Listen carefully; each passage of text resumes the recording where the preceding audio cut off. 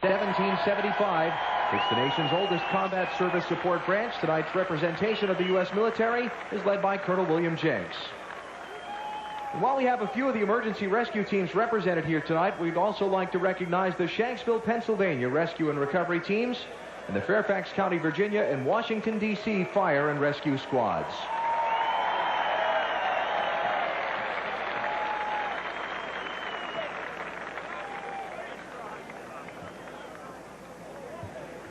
The heroes of NASCAR are our drivers, and here to speak on their behalf is former champion and 14-time most popular driver Bill Elliott.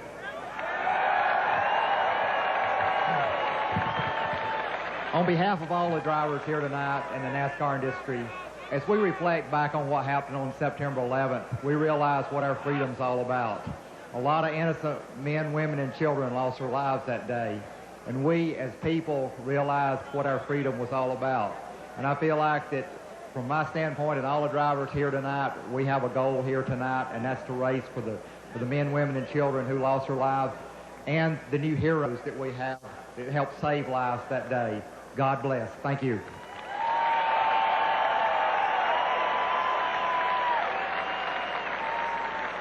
There are 43 flags the drivers will hold on pit road now. They contain the names of all who lost their lives in the September 11th attacks. And to honor those victims, each race team will fly that flag in their pit box for the entire race this evening.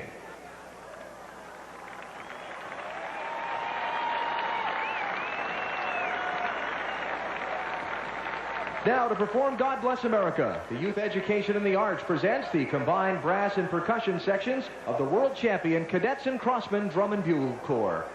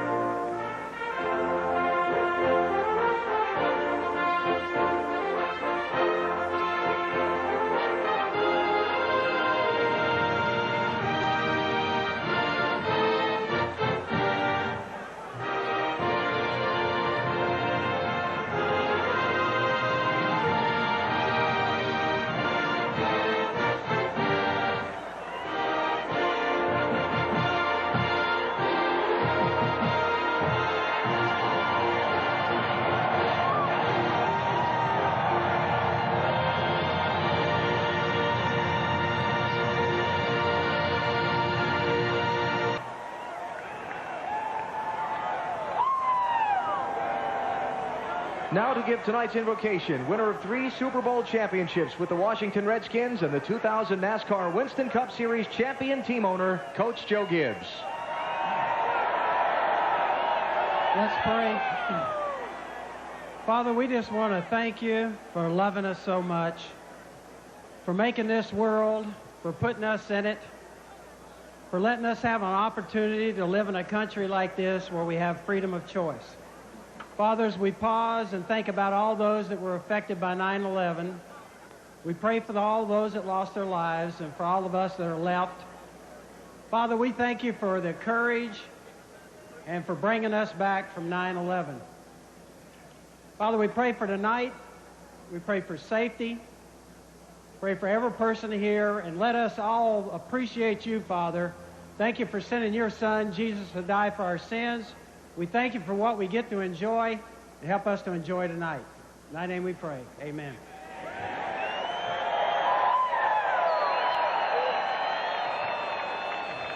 And now to perform our national anthem, a graduate of the Juilliard School of Music and member of the New York City Opera, Miss Carla Simmons.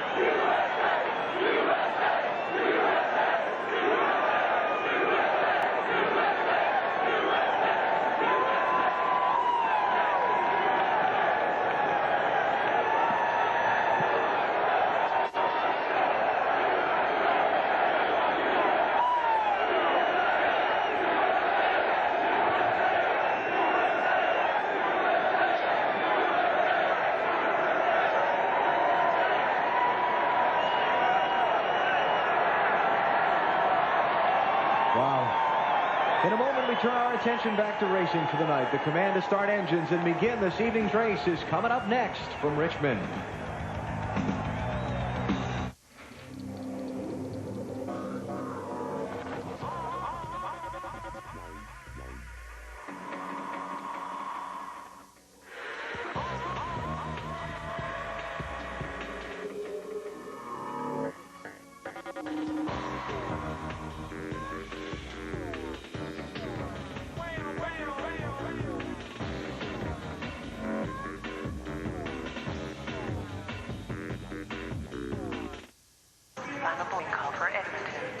Mr. Messier, how about an autograph? Sorry, I got a plane to catch. Hey, kid. How about one of those chips? Just one. Lay's ketchup. Improved flavor. Bet you can't eat just one. How about one for my third cousin twice removed?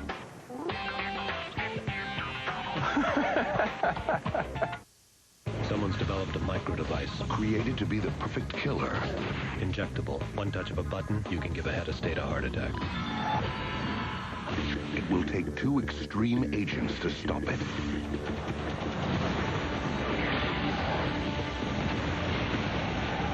Antonio Banderas, Agent X. That's how I deal with stress. Lucy Liu, Agent Sever. My turn.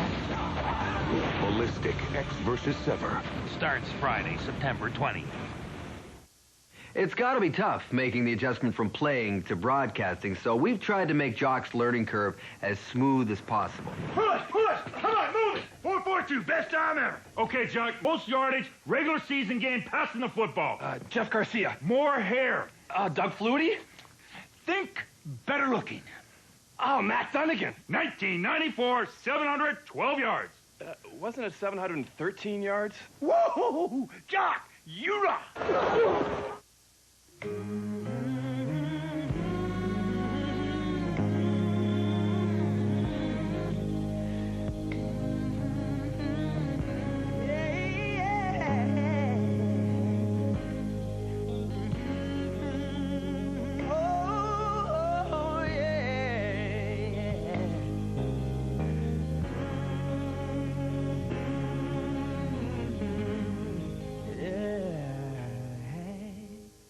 Richmond International Raceway. Some of them were here about 8 o'clock this morning, and now they're ready for the Chevy Monte Carlo 400 with the Looney Tunes. They've got an all-rookie front row. They've got Jeff Gordon chasing his 3rd straight win, Sterling Marlin trying to protect the points, and 5 guys that are chasing a $1 million, I guess under these circumstances, carrot.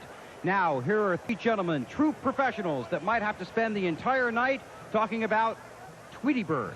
Alan Bestwick, Wally Dallenbach, and Benny Parsons. Yeah, I thought I saw a Winston Cup champion.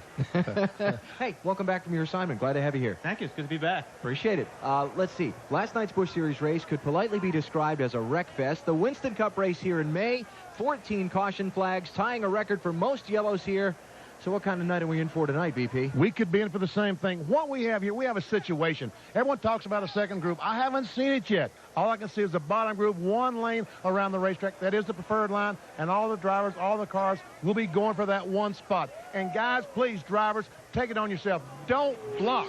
Like last night, Ashton Lewis, he moves over to keep the 24 car behind him, Jack Sprague. They make contact, and look at this. Guys, if they make a move on you, either give it to them, or if you only got 6 inches, don't try to take that spot away. It's give and take. If you don't do that, we're going to have some serious problems tonight. A lot of caution flags. And you know what? Wally, we might even have a bump and run tonight. Oh, BP, we're definitely going to have some bump and rubs. And normally when you come here to Richmond, you give the guy the 2. It's called the 2-lap rule. And if you're faster than a guy, you come up on him, you give him about 2 laps to give you some room, and then you lay the bumper to him. But if you're going to lay the bumper to a guy, we've talked about earlier in the year, you got to do it in the middle of the corner or getting off. Because if you get into somebody's bumper, getting into the corner, you're going to wreck him. So we'll see plenty of that tonight. Sealer on this racetrack was a big topic of discussion after the May race here. The track applied a coat of sealer to the bottom lane of the racetrack over the winter, then another coat of sealer over it, and that contributed, a lot of folks think, to the bumping and the pushing because there wasn't another lane to go to on this track. Are we going to see that second lane tonight? Well, the drivers keep saying that it's going to, that they're going to. And we'll go inside our EA Sports Thunder Motion and show you what we're talking about by a double groove. This is what we're accustomed to seeing at Richmond. Guys going by on the outside like a TNT car, passing guys on the outside like passing Rusty Wallace, and no contact. But we didn't see that in the spring. We did not see it last night. And Wally, here's the... You can come off turn 4 fairly easy. Yeah, there's a lot of room coming out of turn 4. There's a lot of room to get side-by-side into turn 1. The tricky part is off turn 2. You'll see a lot of guys leaning on each other getting to turn 2 because it's so tight over there. And another thing, when you come off turn 2, you have to be sure that you're clear of someone. I thought I was clear of Jarrett, but guess what? I came up too fast. I wasn't. Contact. Jarrett's in the wall. And, folks, you got to stay on the wall if you're going to hoist the trophy. Here's what I want to see at the end of this race tonight. I know I said it last night. You weren't here. All I want to see are Rusty Wallace and Jeff Gordon near each other as we get close to the checkered flag. There's probably about 150,000 other people here that want to see the same thing. And definitely, I'll guarantee you, Jeff will be expecting it. There's for sure. And Rusty's he's looking forward to it. All right. Now, as part of tonight's celebration of America and American heroes, the command to start engines for this race is going to be given by members of our armed forces that are presently serving overseas in Bagram, Afghanistan. They're live via satellite now back here to Richmond.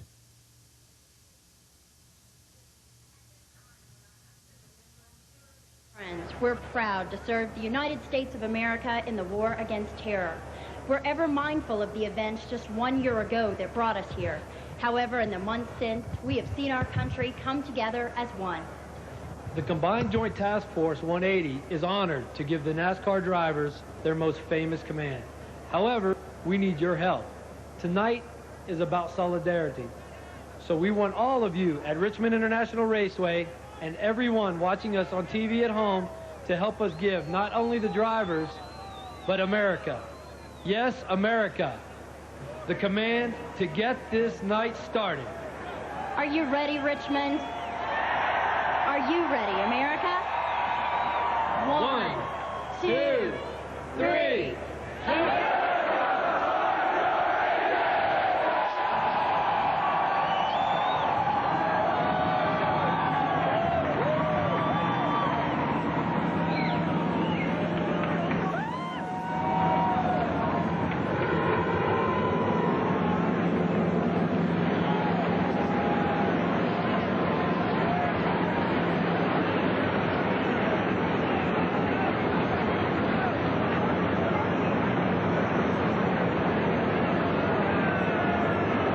Oh, this is great, isn't it? Hope you guys enjoy the race, guys and gals overseas. Glad to have you with us. And we're so proud of what you're doing for our country. And what a sight it is in Richmond tonight. 102,000 fans here, all with the multicolored cards. How about that God Bless America little stunt there with the cards? Oh, that was so awesome. Stars up in the corners. Almost like they rehearsed it. Yeah, and they had. It was great. Look at that now. Red, white, and blue everywhere. Oh, yes. Look at that. That is gorgeous. Every one of the seats here tonight had a card in it, had instructions on the back. Fans obviously took the time to read it and follow along. And they're a part of what has been a great spectacle tonight here in Richmond. And we haven't even waved the green flag yet.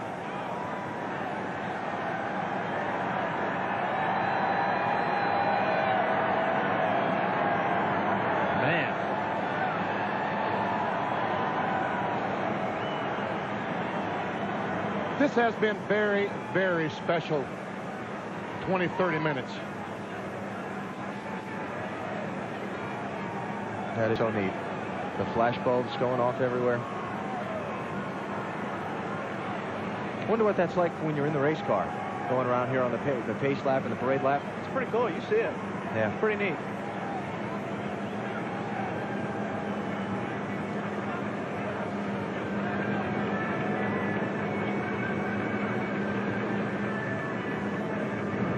I know you guys are admiring this from up there, and so are we from pit road, but it's constant chatter between the teams and their driver.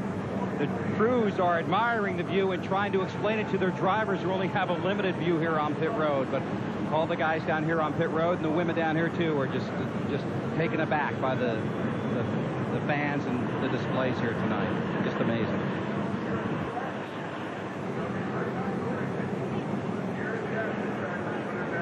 It is a neat sight.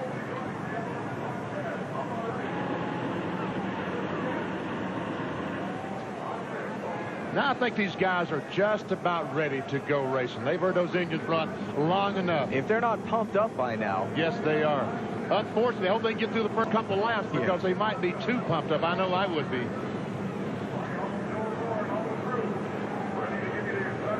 Waiting for the signal down on pit road to begin rolling the cars out for the parade and pace laps. The field will be headed by a series of show cars representing the entrants in that noble $5 million bonus program here tonight.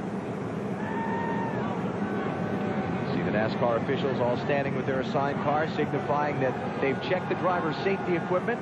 It's all hooked up. It's ready to go. And that the car is in proper condition to roll onto the speedway. And those are the show cars that you talked about. Those are the drivers with a chance to pick up an extra $1 million bonus. And I guess there's the money. Supposedly the money. $1 million? $1 million. You're supposed to be touching your pinky to your cheek when you say that? Dr. Evil over there? Oh, I know what you're talking about. Okay. I didn't know if he saw that movie or not. No, I didn't. He looked a little bit lost, so that's why.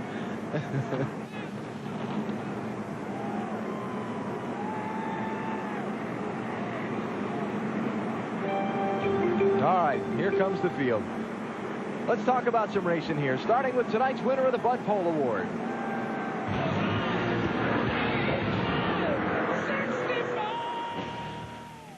Budweiser, the official beer of NASCAR, is proud to sponsor the Bud Pole Award given to the fastest qualifier at each NASCAR Winston Cup race. Jimmy Johnson won his 4th Bud Pole of the season, which ties him with Bill Elliott atop the Bud Pole standings for 2002. Since 1979, Anheuser-Busch has awarded more than $7 million as title sponsor of NASCAR's Pole Award program.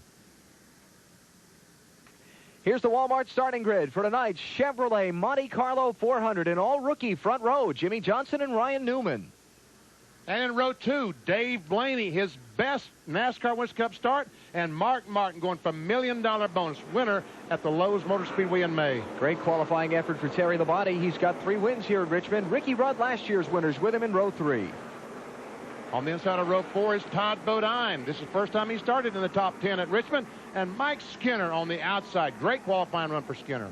Talked to Johnny Benson this afternoon. He thinks this could be the night he gets Winston Cup win number 1. Jeff Gordon will drop from row 5 to the end of the field. He's in a backup car. On the inside of row 6, Robbie Gordon had his best short track finish at Bristol 2 weeks ago. And DJ Dale Jarrett, 2-time Richmond winner on the outside. 7th row, Ward Burton from nearby South Boston, Virginia, his home track, looking to get a victory tonight. And Tony Stewart won the last race here in May, started at the back of the field then. On the inside of row 8 is Jeff Burton. Let's see if he recognizes my voice. Jeff Burton, you know who this is? Hey, BP. Hey, you got me. Do you recognize the voice on that you're talking to in the pits? We definitely got a new voice. We're real excited about Paul coming on board and see what we can get done tonight. How is the car, Jeff? Well, we've been way too tight all weekend. We were tight in practice trim, we were tight in race trim, so we'll see what happens tonight. Good luck to you, Jeff. Thank you. Jeff Burton starting in row number 8. As we look at the rest of the starting field for tonight's race, Kevin Harvick way back in row 14. A lot of work to get to the front. And Jeff Green, one of the best cars here on the inside of row 15. And Spencer going from million on the outside. Championship leader Sterling Marlin right in the middle of the soup as we get ready for the green flag. Kenny Wallace, Casey Atwood, a couple of young guys back in 17. There's Elliott Sadler, Kyle Petty. Greg Biffle subbing for Bobby Hamilton. Hope Bobby's feeling better tonight as he recovers from those injuries he suffered here Thursday. Row 20, Mike Wallace, Brett Bodine. And Brett's brother Jeffrey just behind him on the grid. In row 21, Tim Sauter with his Winston Cup debut, driving a Dave Marcus car, and Hermie Sadler rounds out the field for tonight's race. Let's get some final stories from pit road. Dave, you're first. Alan, Terry Labonte qualified 5th. I just talked to him as he was buckling into his car and asked him about happy hour last night. Terry said, I don't know if I'm imagining things, but something didn't feel right. Well, imagine this. If he wins here tonight, it'll be his 4th win in 49 tries here at Richmond. Matt?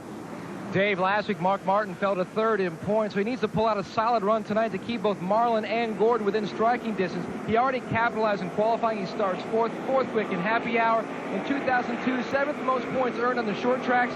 keeping both Marlin and Gordon in his mirror there. He needs to do the same tonight, chasing his second career Richmond victory in his first career championship. Marty? Well, Matt, Johnny Benson remembers the May race here very well. That's because for the first time in his career, he had to sit at home and watch a race on television because of an injury. That night, he had a great car. Good shot, his first ever win. Tonight, same situation. It may come 4 months late, but that win he was looking for in May just might happen tonight. Bill? Rusty Wallace has 9 wins at Bristol. That's the track he's won the most times at. He has 6 wins here at Richmond. He likes you to talk about that. He doesn't like the talk that he hasn't won in 51 races. In fact, he's tired of it. Tonight, he is confident in his car and his crew and himself. Then he likes to talk about how the mental part of this game is so important. If that counts for anything, Rusty's already in victory lane. The question is, can he get his car there? He thinks so. We'll see. Alan? Now, the field has run a couple of extra pace laps. If you look between the cars down the front stretch there, something's not exactly right. Someone, I don't know if it's true or not, but someone down in the pit area told me that one of the show cars blew an engine. They had to put oil dry down, and there you see it. All that down through there is oil dry, and NASCAR wants to make sure that they have all this off the racing surface before they throw the green flag. You do have that correct, BP. It was one of the show cars they were filming something with this afternoon, and it went boom. Kaboom. Yep. So they're running off some of that oil dry before they send the field into turn 1 at full steam. Let's check on some of the things we're going to follow for you tonight throughout the Chevrolet Monte Carlo 400 with the Looney Tunes. 1 groove or 2? Well, everyone says there's going to be 2. I haven't seen it yet. I want to see somebody pass. Don't you like that? To groove or not to groove? Oh, yes. That's pretty. I Shakespeare. think they'll be grooving. I think it'll be 2 grooves. Okay. Give and take.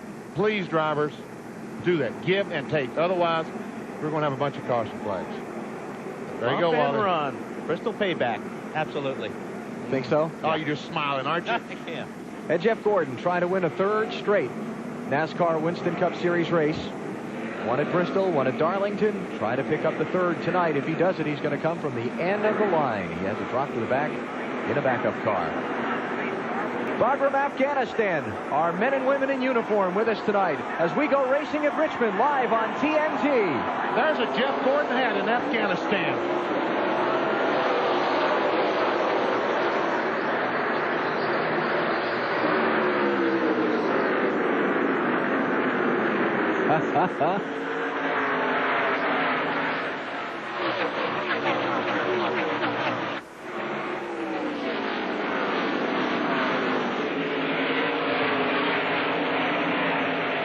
Jimmy Johnson will lead lap 1.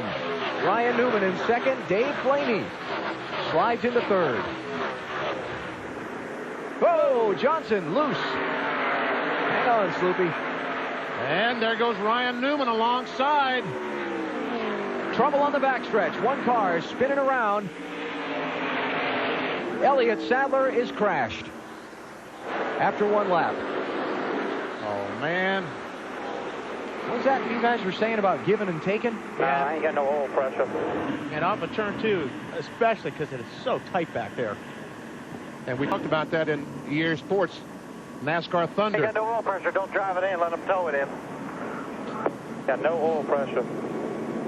Sport, let them tow it in then. What happened? Oh, there he goes off of turn 2. He may have got turned there. He may have got the bump. Elliott Sadler has failed to finish 3 of the last 5 races, and he's off to a rather smashing start tonight here at Richmond in the early going.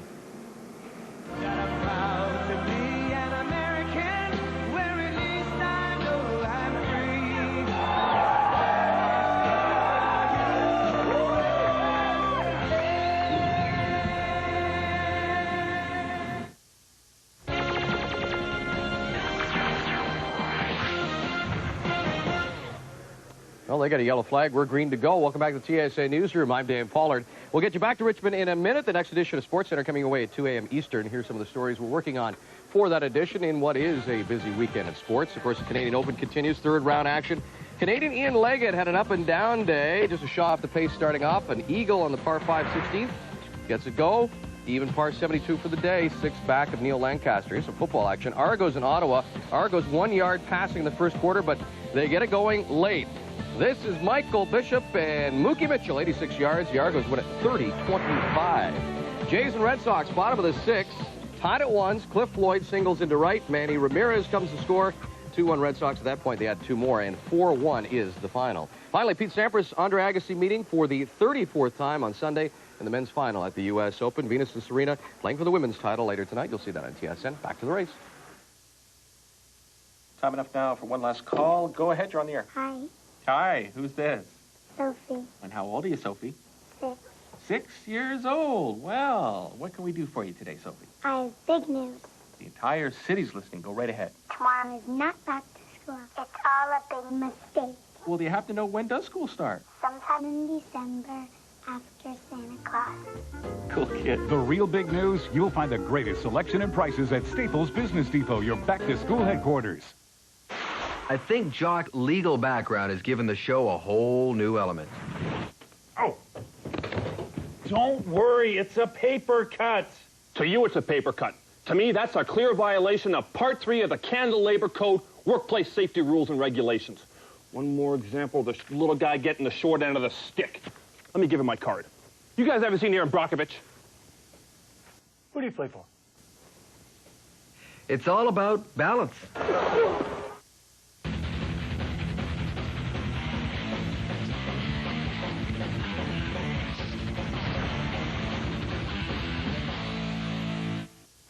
Back at Richmond International Raceway, NASCAR on TNT with the Chevrolet Monte Carlo 400 with the Looney Tunes. Only got one full lap in for Elliott Sadler when it went bad off of turn 2. Well, I thought Elliott got bumped, but I hate to say this, but I was wrong. No, it just came off the corner and around the back goes and in the inside wall. And obviously when he hit the wall like that, something has broken the oil pump belt or knocked it off. And all of a sudden, all the cars are too wide, and there he comes, and in the wall, boom. Now, here's what I think might have happened to Elliott. Let's go on board and listen to the engine.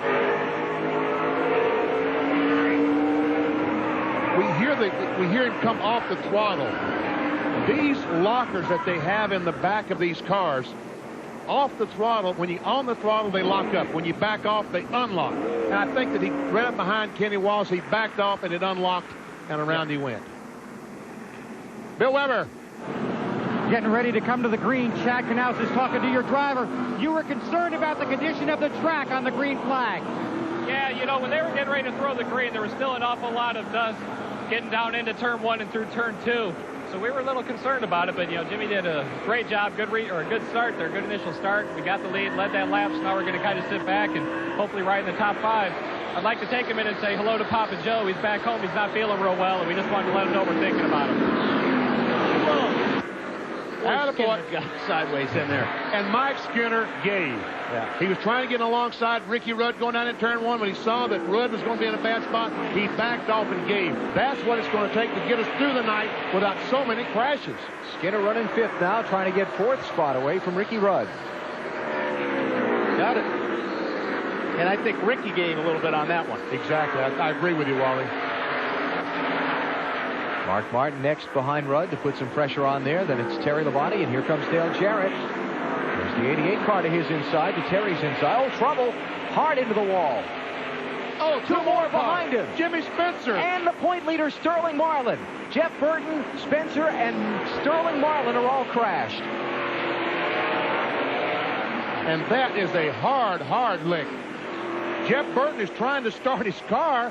It won't start. The fuel is down the exhaust pipe, and that is fuel. That's fuel in the exhaust pipe, not fuel from the gas tank that we see the plane. I don't think he's going to go anywhere, even if he gets it started. No. Look at the rear of that car.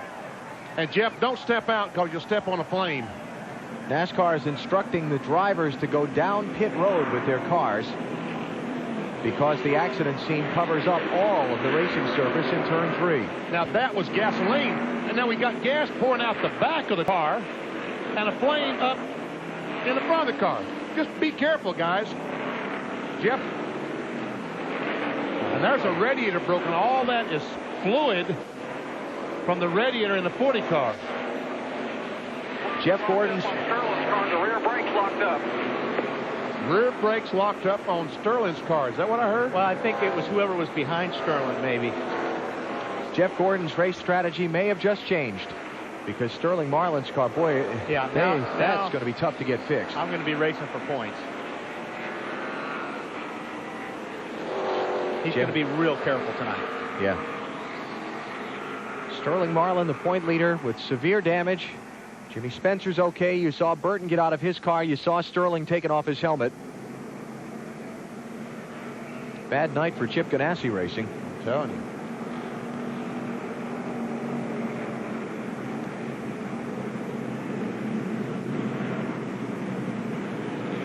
And a very short night for Jeff Burton. Uh-oh. I saw him seeing pain on Sterling's face. Yeah, it looks like it's not. Sore. Appears to be a foot.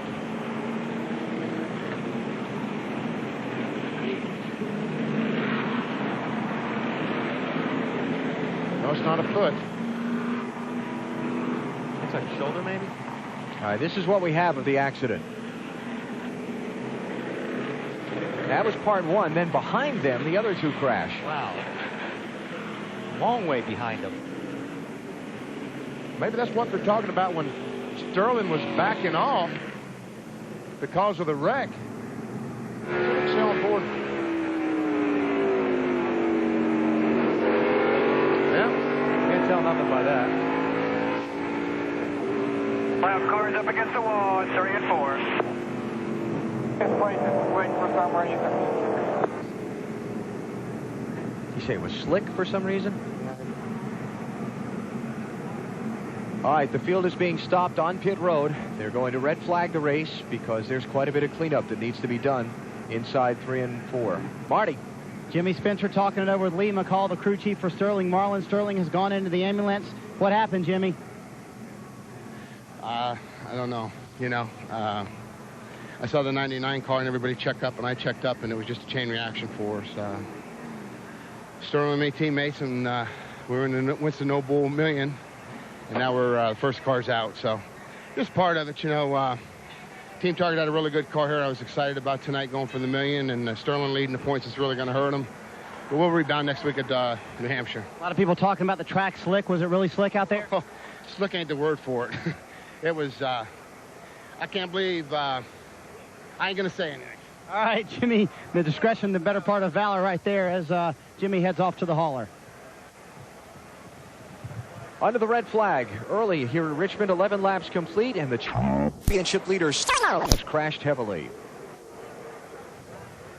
Win a lifetime with Gillette's Vacation for Life sweepstakes. Win a week's vacation at one of Sheraton's luxurious vacation ownership resorts and hotels. Not just once, but once a year for life. Plus $50,000 in cash and a new 2002 Toyota Highlander. Vacation for life. Enter now where Gillette products are sold. This week at Shoppers Drug Mart, you'll get additional savings on these products, plus Shoppers Optimum points when you use your Shoppers Optimum card. NHL Network Team Weeks with the stars. He scores! The coaches and the best playoff moments. The Vancouver Canucks, September 9th to the 15th on the NHL Network. Every play, every move, on and off the field. From our team's perspective, Schultz, Climbing, and Dunnigan. CFL football, TSN, Canada's sports leader. Quitting smoking? This is what I recommend. This is going to help me control the cravings. I'm quitting right now, as we speak. This is what I used to help me quit smoking. It's been 6 months since my last cigarette, and counting. Nicoderm works for people like you and me. You know, I quit smoking over a year ago with Nicoderm. It's the patch most recommended by doctors. And pharmacists. It's been a wild first half to the Parts Canada Superbike Championship on TSN. Totally unexpected. On to Steve Crevier looking for that third straight crown. He's out with injury, but look who's coming. Jordan Zook for Suzuki, not even expected to race in Canada, and he's leading the charge. Jordan Zook now looking for his second Canadian championship. We hope that you'll join us as we ride to the checkered flag, the Parts Canada Superbike Championship on TSN.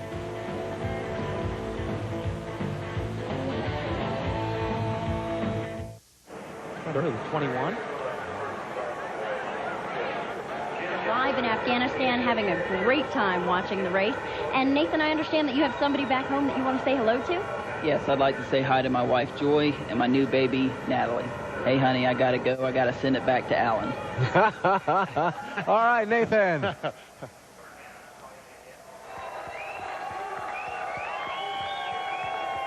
How about that? 4:45 in the morning, and they're watching a NASCAR race with us. Pretty cool. Glad to have every one of them joining us tonight for our coverage of NASCAR, and we sure do appreciate everything they're doing for our country. Well, here in Richmond, we've got a mess. We've got a mess. Yeah. Matt? Well, Jeff Burton has walked out of the infield care center. Jeff, what happened? Yeah, to be perfectly honest, I really don't know. I drove in the corner there. My car really felt good the few laps before, and I drove in the corner, and I don't think anybody hit me or anything. I just think it just got around on me.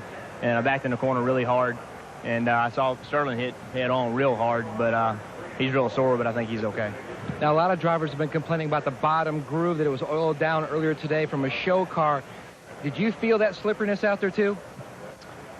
I'm not going to blame anything on that. I got in the corner, and next thing I know, I was going backwards. And but I don't know why that is. Like I said, I don't think anybody got into me. I didn't feel anybody get into me, and I don't think anybody was close enough to get into me. So it just went around really fast, and it's unfortunate. Car drove really nice. You know, it's hard to tell in that many laps, but, you know, short night. Bad luck continues for Jeff Burton, guys. Yeah, I'm monitoring a lot of the communications back and forth, teams and drivers and so forth. Our pit spotters are doing that also, and we're hearing a lot of discussion about that strip of oil down the center of the racetrack from that show car earlier. Here's what Ricky Rudd's team was discussing just a minute ago. Could be okay. Just trying to, the track's real slippery. Just can't race nobody yet. City spotters around this rig tell them, you know, we need to go get settled down for about 20 laps, then we go race. Plenty of time to race. Track's just terrible shape. There you go. Talk to the spotters. Tell the drivers, give and take. Let's get the racetrack worn out, and then let's try to figure out who has the fastest car. While we're under the red flag, we'll check our Wendy's race menu. After tonight's action here in Richmond, it's off to New England and the New Hampshire International Speedway next Sunday, 15th of September, live on NBC. Then Dover, Kansas City, and Talladega as we continue to cover the race for the championship.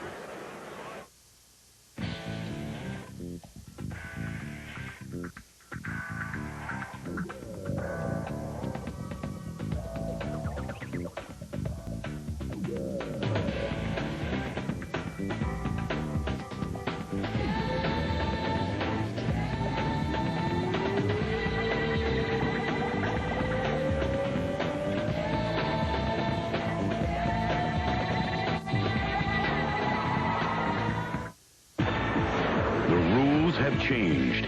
Now there is no up or down. Introducing Mach 3 Turbo. Total comfort whether you shave down or up. A new anti-friction coating on all three blades. Plus a new strip releases even more lubrication. So even against the grain, you get less irritation and the closest shave. It's turning the shaving world upside down. The revolutionary new Mach 3 Turbo. From Gillette, the best a man can get. Cannot believe the bad press we've got, the booing we've gotten in our own buildings.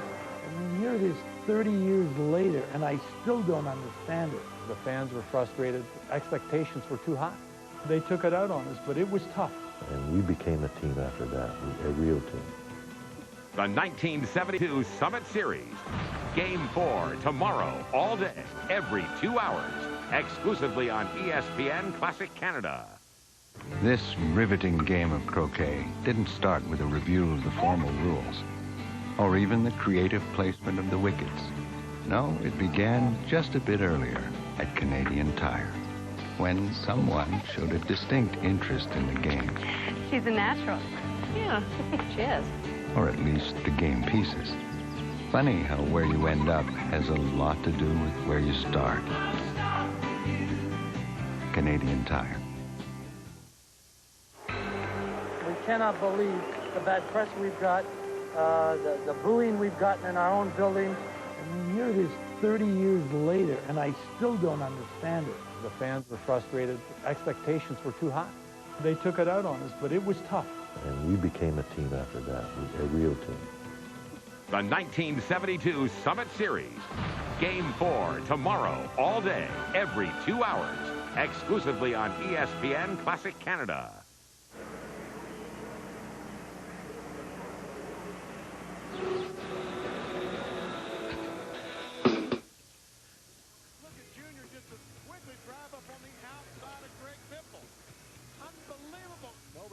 Anything for Earnhardt Jr. all night tonight.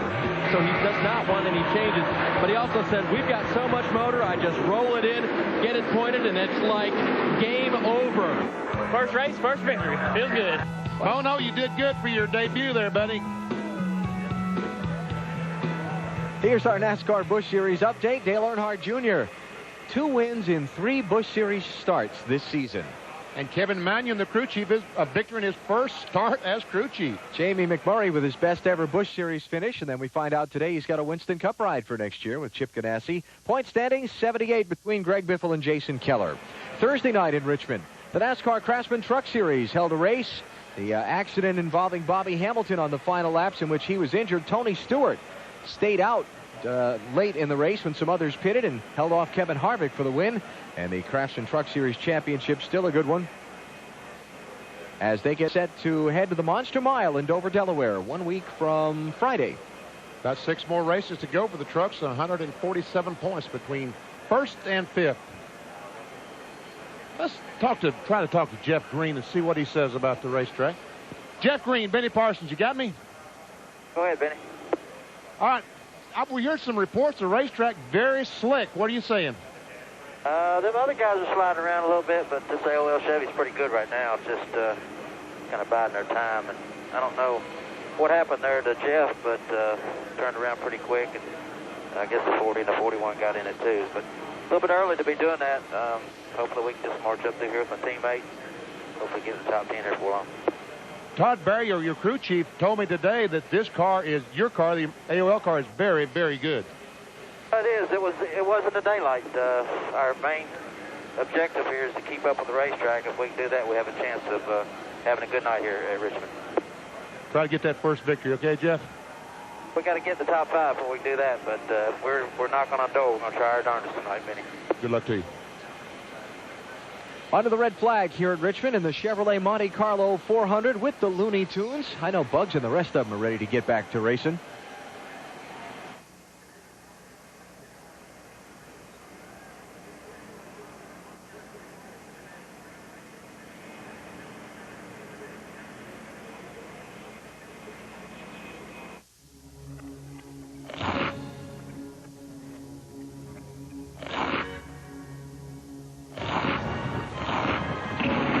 New Stuffed Crust Gold is here. Love cheddar? You'll love this. A golden ring of crunchy cheddar cheese baked on the Pizza Hut's delicious Stuffed Crust Pizza. You get ooey gooey stuffed crust with a 24-karat cheddar cheese crunch.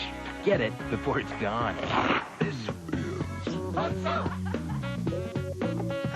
Pizza Hut. It's got to be tough making the adjustment from playing to broadcasting, so we've tried to make Jock's learning curve as smooth as possible. Push! Come on, move it! 4.42, best time ever. Okay, Jock, most yardage, regular season game, passing the football. Jeff Garcia. More hair. Doug Flutie. Think better looking.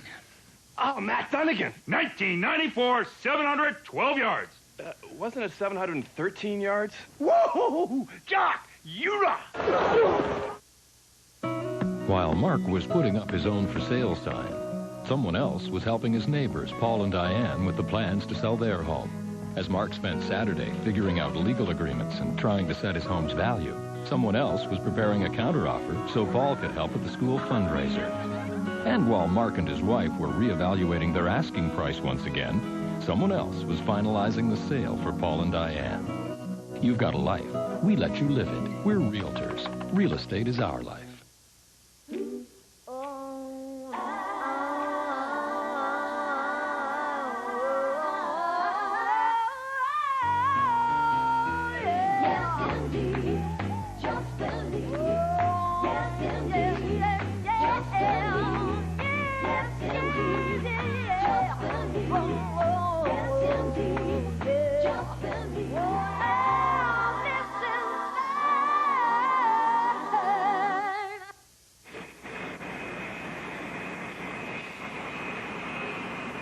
You're watching NASCAR on TNT. We're live in Afghanistan.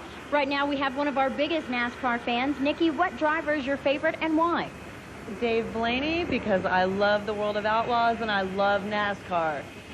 All right, that sounds great. Good reason. Now, we've had a great time watching the race here in Afghanistan, but it's about time for us to get back to work defending that country we love so much. We lost April.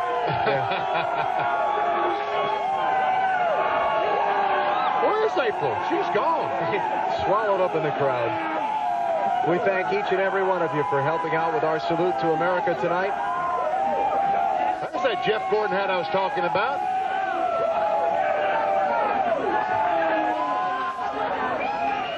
There's Dave Blaney. You got one pulling for you from long distance, Dave. Real long distance. See, I figured the girl was going to be from Ohio. Or yeah. Never dreamed of being a World of Outlaws fan. We are under the red flag after the three-car accident up in turns 3 and 4 involving Sterling Marlin, Jimmy Spencer, and Jeff Burton. While we await a report on Sterling and his condition, let's check down on pit road and Marty Snyder. Well, let's first talk track condition with Robbie Loomis. And what's Jeff said about the track? A lot of other drivers are saying it's really slick. The track was extremely slick the first couple laps. He felt like it was pretty good there, that last restart, and now they're cleaning it up pretty good again. We'll have to check it out once we go back green. This obviously could be a big day for you points-wise, Robbie. We try not to think about that. You know, I caught myself at Cedar Point thinking about that and wind up costing ourselves. So trying to focus on the 24 DuPont Chevrolet and get the thing, get Jimmy Johnson, those guys to wait on us up there. There you go. Jeff Gordon currently sits in 32nd. Dave. Well, Mark Martin can leave here the points leader tonight, regardless of whether or not Sterling Marlin had wrecked. So, Ben, you guys obviously know that the championship is still within reach. What happens when you know that the leader goes out this early? Do you change your game plan? Well, not necessarily. You know, this Viagra Ford has been strong all weekend. I think you just stick with your same game plan that got you here. You go out and try to win every race that you can, and you try to run the best you can every week, and wherever the points fall, that's where they fall. And I understand someone you love is here for the first time at their NASCAR race, first NASCAR race? Yeah, my newborn son is here, little baby Dylan, is with my wife, one of the lounges of the haulers watching the race. All right, they wouldn't issue him a garage pass, but Dylan Mark is here watching the race, I guess. He's probably sleeping now. They've just fired up the cars. They'll be rolling them back out onto the speedway shortly. So let's take a break and come back for the restart. Hopefully we can get this thing going tonight and get some racing in.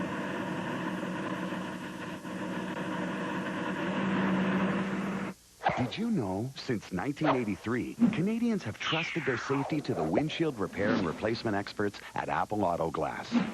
Bet you didn't know we accessorize vehicles, too. And accessories, too.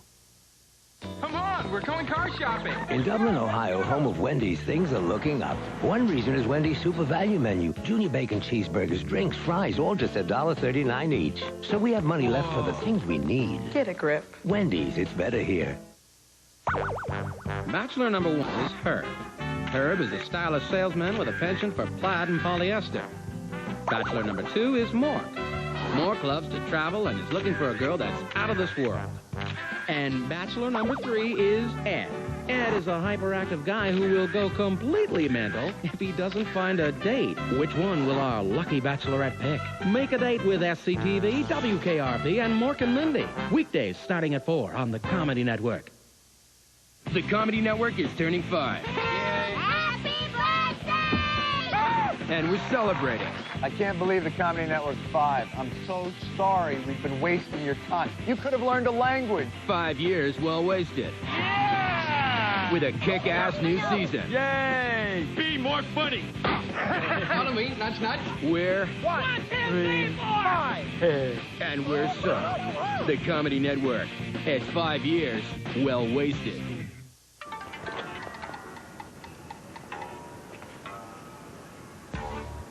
Isn't that Kathy McGuire?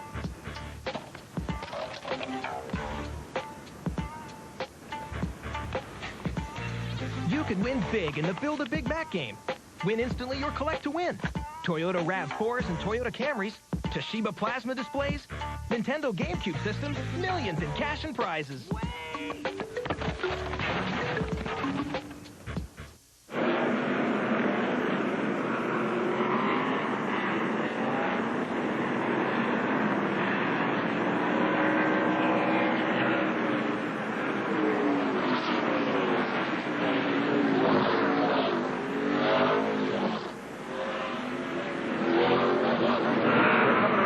green flag. Matt Yoakum is at the infield care center, Matt.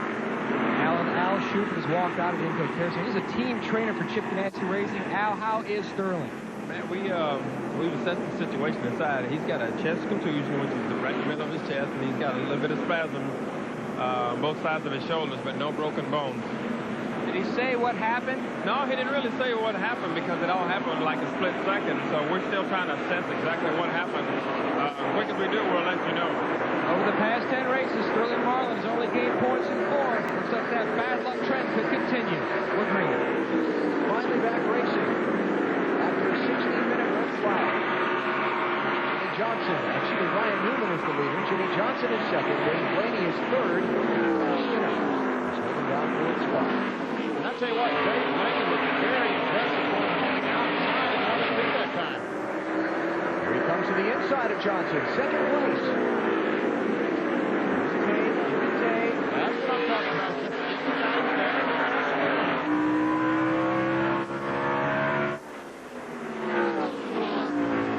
Sterling Marlin's car has just been replaced. Oh, trouble! Terry Labonte. Top of the line. Terry got the worst of it. Sorry, guys, didn't mean to scare you. A lot of guys went to the pitch. Pit lane is good because there's a bunch of cars still going fast. And about 8 of them went down pit lane. It will not roll because of It's pretty bad, Terry. Oh, yeah. Look out. Yeah, I guess it is. They all go watch on the TV and Well, they we're see back to the garage. We'll fix this thing. Jim Long, the crew chief. A lot of fixing there. Jim, yeah, I was going to say, you're going to have a job to do if you're going to get that back on the racetrack. They got, believe it or not, they got 3 wide going down in turn 3. There's Tony Stewart. And somehow the 26 car of Todd Bodine makes contact with the 5 of Terry Labonte. Look at all these cars coming down pit road. Tony Stewart and Dale Jr. just snuck through there. There's Jeff Gord going by on the outside of Terry Labonte. On board the Rusty Wallace Miller Line car. Back her down. Back her down. Back her down. Whoa. Wow. That was pretty close. Almost ran in the inside wall. Just 17 laps complete. Sterling Marlin's car, I started to say as that crash happened, has been retired from the race. He's done the night.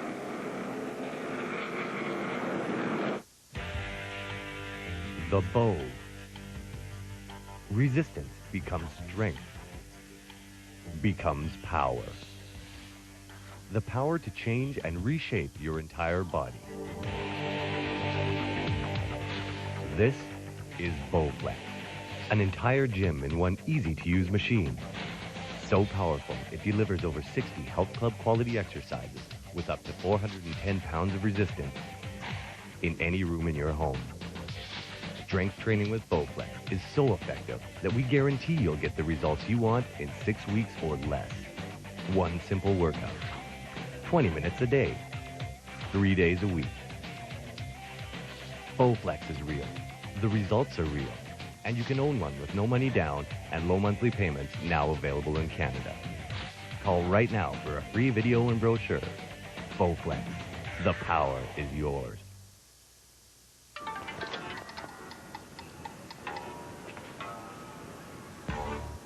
Isn't that Kathy McGuire?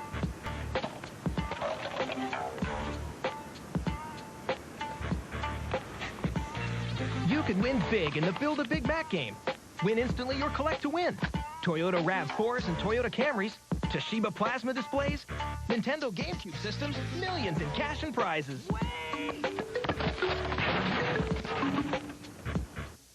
You get into college, I'll pay for it. A promise that must be kept. I got into Harvard. A price that must be paid. A dog that won't let go. Wow, he really likes you. Stealing Harvard. In theaters everywhere, September 13th. Experience the rush. Experience the precision. The Cowboys take on the Texans. Experience the NFL. Sunday on TSN. Where can you find the hottest beaches, the craziest parties, the wildest theme parks, and the flashiest casinos on the planet? World's Best, the ultimate in everything. Tuesday on CTV Travel.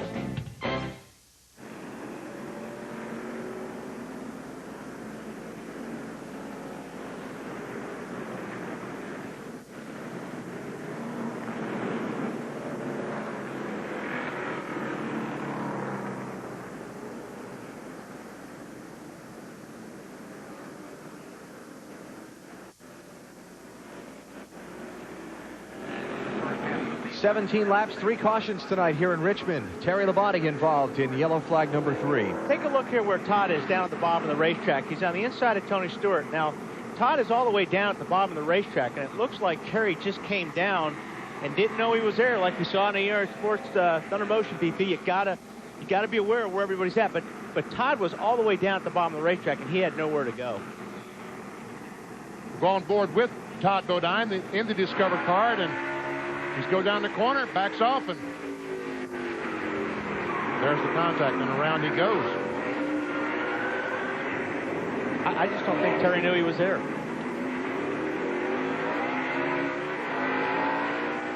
Donnie Wingo is...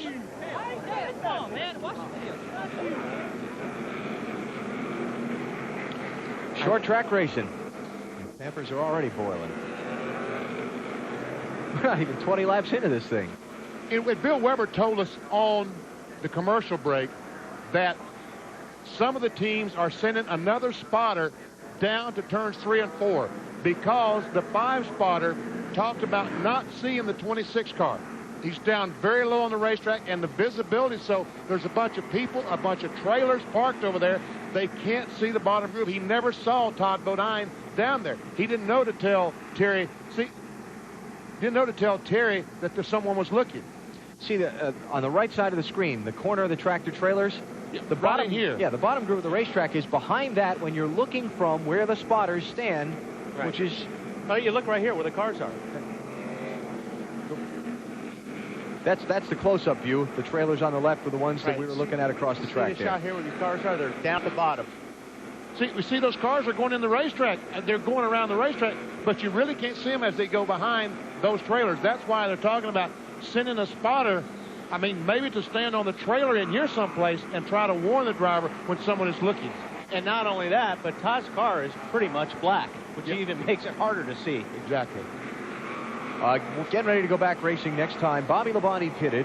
Todd Bodine, Steve Park, Hermie Sadler, Jeffrey Bodine, and Tim Sauter have stopped. Let's get an update on Bobby, Dave. Alan, he has pitted 2 times. The water temperature is not that bad. They did not hurt the radiator, but they have to get air to it, so they pulled out the front end, took all the tape off the bottom of the grill. They never unhooked the hood because they didn't want to pull from behind and get caught unable to getting the hood pins back in with these short yellow laps, and the field might have put them a lap down. So he's still on the lead lap, having pitted twice. They should have raised that track bar about 30 times because that car's going to be pushing real bad.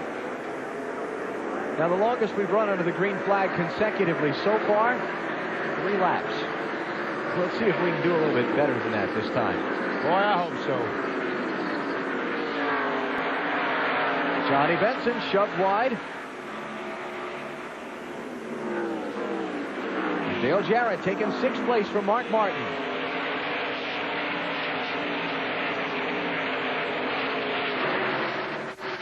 That's Jeremy Mayfield in the red 19. Jerry Nadeau in the 44. That's back at 13th, 14th, and 15th. Dale Jr. running 15th in the 8 car. He's trying to figure out which one of these guys to follow. Well, it's the 19 car because he clears 44. Junior going to try to do the same thing. That is encouraging to see these guys making passes on that outside group. Here comes Rusty. Peek inside of Jerry Nadeau. Rusty in the 2 started in 23rd spot. He's up to 16th. And that's where it looks like the track is the slickest, is getting into these corners. If you watch the cars getting in, you'll see them really moving up the racetrack 2 or 3 feet. So it looks like they're tiptoeing getting in the corners.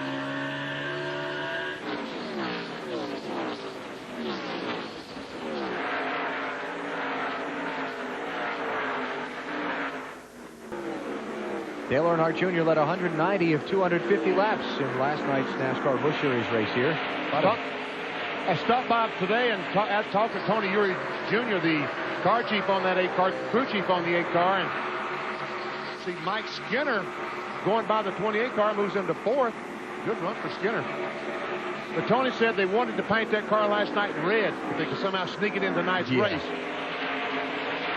Tell you what, it was strong.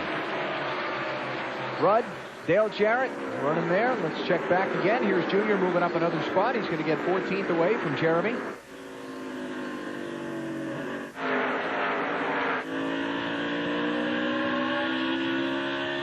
Check that. Let's put him in 13th spot now. They've both gotten by Jerry Nadeau. Dave, how about Dale Jr.? Just heard from his pits, Alan. The car is real tight right now, but even though Junior dominated the Busch race last night, running mostly the bottom, he did find out that he likes the top groove here, and he said as much on the radio, saying, I may use that top line, so expect to see him go around cars on the outside.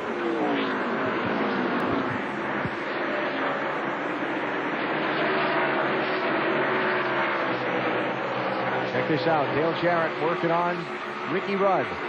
That'll be for 5th and 6th place. Usually when you come off that turn 2 VP, the outside car has more momentum. You almost really have to be right next to him coming off the 2 to have any chance to try to outdive him into turn 3. Wow. Mark Martin making a racing lane down on the bottom. That was very, very close.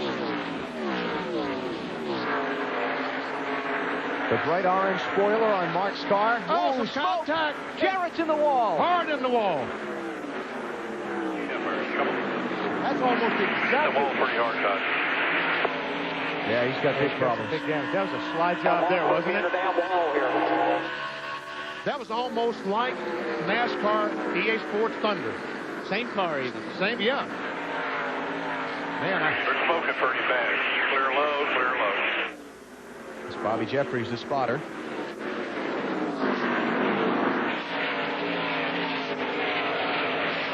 They were racing for 6th place.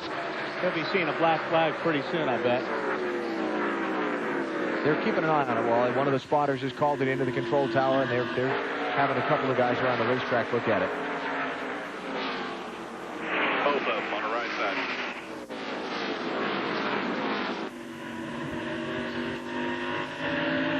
The hood on Ward Burton's car all buckled up.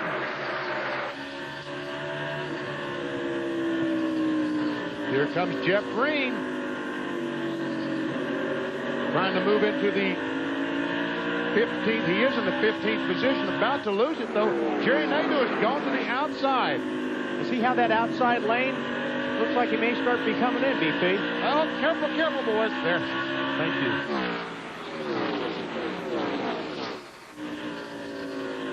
Now, Junior's moving up, but Jeff Green on the bottom of the racetrack, he's going to try to go by on the inside.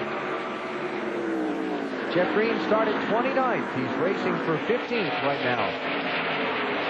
And I can't believe Jarrett's car is still out there. Hoping for a caution. And we set a record. We must have run 15 laps on the green flag.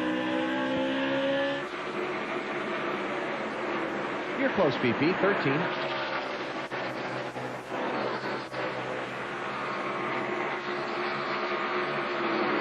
Does the front of Ward Burton's car look like it's all buckled in?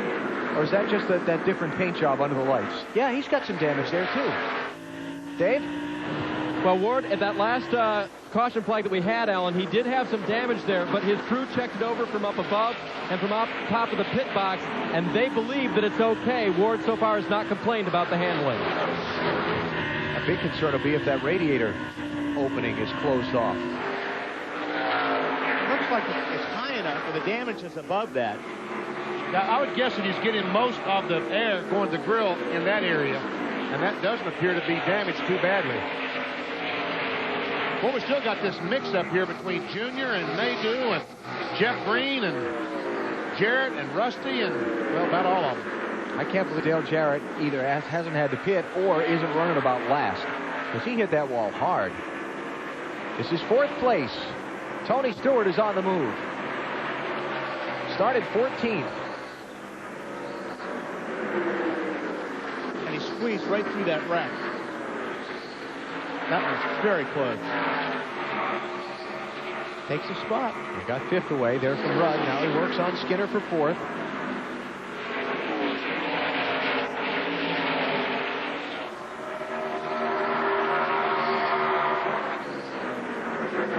And there's Mark Martin. One of the guys who could win the $1 million with a win tonight. 2 of them are already out. Sterling Marlin and Jimmy Spencer. And of course, Marlin, the point leader. A lot of guys can gain a lot of ground tonight. In fact, Sterling has held the point lead since the 2nd race of the season, Rockingham, the last weekend of February. This could be the night that finally slips from his grasp. Well, this battle still rages on between 8, 32, 44, 88. Here comes Rusty. Wow, Rusty's really getting after that throttle easily. It almost sounded like he had a little wheel spin there. And I guess I should add Kurt Busch to that group. Yeah, he's in the middle.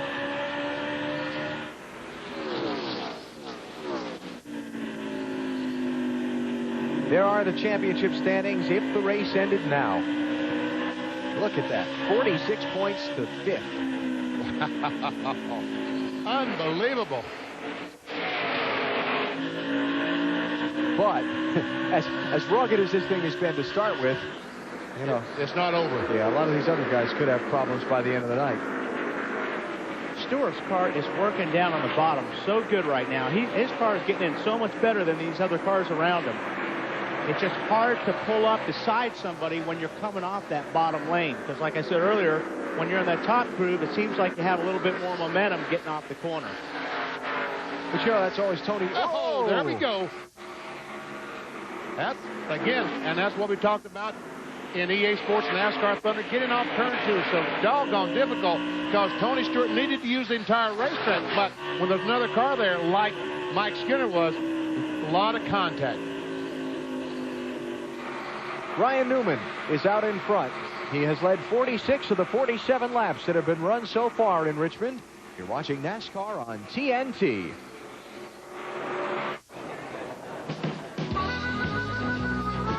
When you run to Rona, you're buying more than our hardware and building materials. You're getting the personalized service that comes with over 250 years of trust, know-how, and expertise by Canada's very own home improvement and building professionals. Now that's building on your imagination. Rona, experience the difference. What do you order when you're really hungry? A Wendy's Big Bacon Classic Combo. It's a quarter pound of fresh beef, processed cheese, 3 strips of hickory smoked bacon, and the works. Wendy's Big Bacon Classic Combo. It's better here. The Classic is back. It's Wendy's Grey Cup Contest. You can score a trip to Grey Cup 2002. To make your play, touchdown at tsn.ca/Wendy's and enter the Wendy's Grey Cup Contest today. Wendy's, official hamburger of the CFL.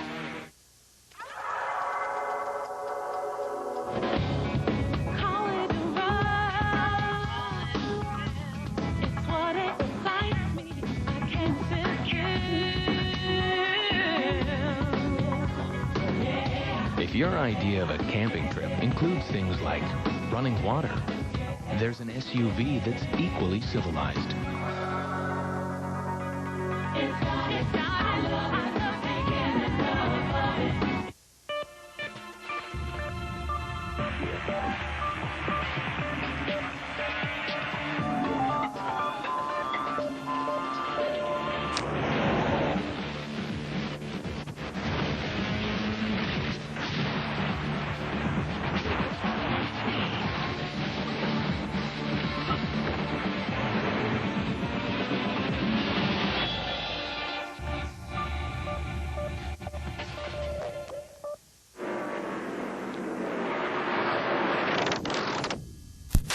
In Richmond, Virginia, the championship chase could have a major shakeup. Sterling Marlin's walked out, and his plainclothes Sterling is the night over. Yeah, it is for me. I mean, if the car was even drivable, I couldn't drive it. Pretty sore, chest and neck. So get some ice, and we'll be fine for next week. Now, Gordon is slow. This may not be the biggest hit that you might have thought, but when you told me yesterday afternoon when you were starting so far back, this was a major concern. Well, you know, we started back here in the spring and come up and had a good car. And on what happened in front, Jimmy checked up, and I tried to miss him and turn the wheel, and it locked the rear brakes. And I got into Jimmy, slide hook back across track, and that's the hardest I've ever hit. So hard any football game I've ever been in, so it's a pretty hard lick for me. A hard lick indeed. The biggest concern, how hard this championship fight will be, Alan. And troubles for Jeff Gordon, second in points. When he came by here, BP, it sounded really bad. No smoke, though. Marty? All he said, Benny, was that it died. He tried both ignition boxes. They don't know what the problem is. Sounds like it might be electrical, but the car is not running. Wow. This is the second car of the weekend for Gordon. They had the throttle hang partially open on a floor padding on Friday during practice. Crashed that car in the turn 1 wall. Had to pull out this one.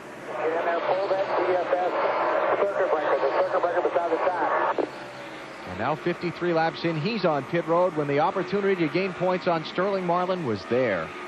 Looks like they brought out a timing light to see if they've broken a camshaft. See, they're going to spin it over and see if it's in time, like they might have broken a camshaft or distributor. Mark Martin now stands to be the guy to gain a lot of points tonight. And he's working on Mike Skinner for 7th place.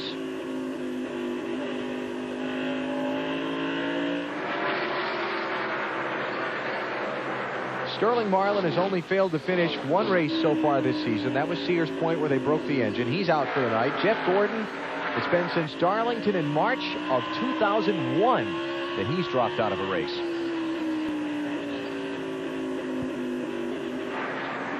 How about that?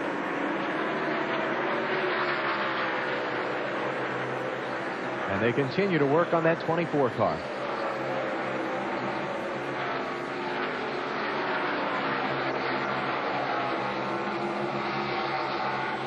They haven't pushed it behind the wall, though. So they haven't yet given up and made the determination it's unfixable. They appear to me to be going to the distributor now. They're taking the air cleaner off, air filter assembly, and the distributor sits down behind that.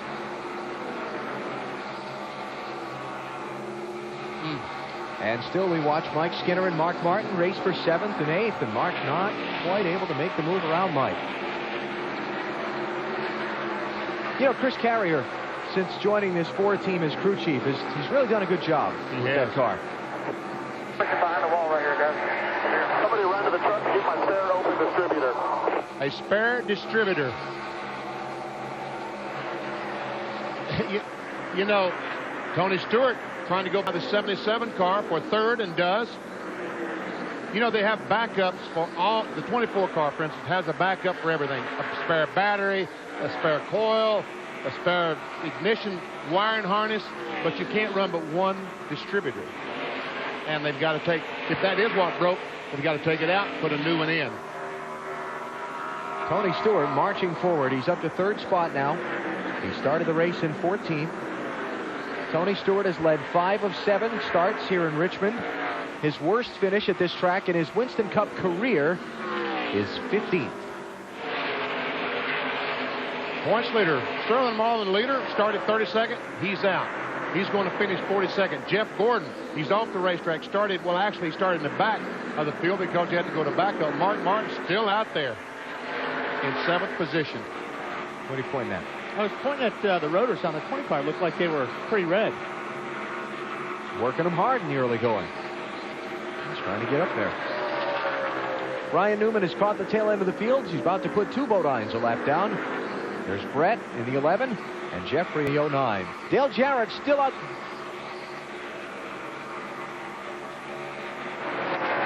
The 17 car, Matt, the right front tire is flat. Slow down, Matt. Slow down. Okay, he's got it down on the apron of the racetrack. I think he'll be able to. No, he didn't have it on the apron. He had it on the bottom groove, though. Here it comes. Well, the right front tire's coming apart. Right side. You're going to have to play up there right side first and get the deck underneath it. Watch yourself. Caution flag.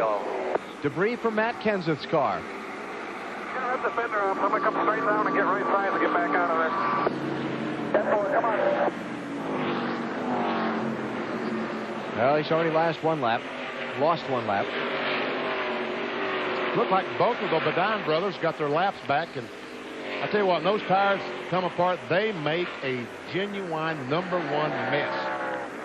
Lucky so far. Almost looks like that. If he did hit the wall, it bent that body in and probably helped it from that. See that tire whipping around like that? Usually it tears the fender off and the hood and everything. And a big thing here, Wally, might be brake ducts. See all those hoses underneath there? Yeah. But those look intact. It doesn't look like really that he's hit the wall. Looks like the right front tire just simply went flat. They're trying to say, get in lapped. Just changing right sides, and we'll come back to get the lefts, and good idea. Here come the leaders, lap 69. Marty, you're first. Ryan Newman comes down the leader, having an outstanding run, leading most of that first segment. Balance-wise, very good. Starts free, gets a little bit tighter the longer he runs. No adjustments. Dave Blaney has already adjusted his car a little bit tight, so he moved to the high side. It's better there, but a slight air pressure adjustment to make him just a little bit freer. Bill? Jimmy Johnson is just a little tight in the center, but he's good off. This will be 4 tires and a chassis adjustment. A lot of brake dust coming off those front tires. Johnson won the pole. Took a long time on the left rear, and he got beat off pit road. Ryan Newman got out first. And it was close. Let's check the camera at the end of the pit road. Like Tony Stewart got in front of him, too, there. Well, that's what I was thinking. It was close. Yeah. Jimmy by a nose. Yeah, you get it. And Blaney and Ricky Rudd and Mayfield gaining some spots there on the stops. You're watching NASCAR on TNT. It's been a loony kind of night so far.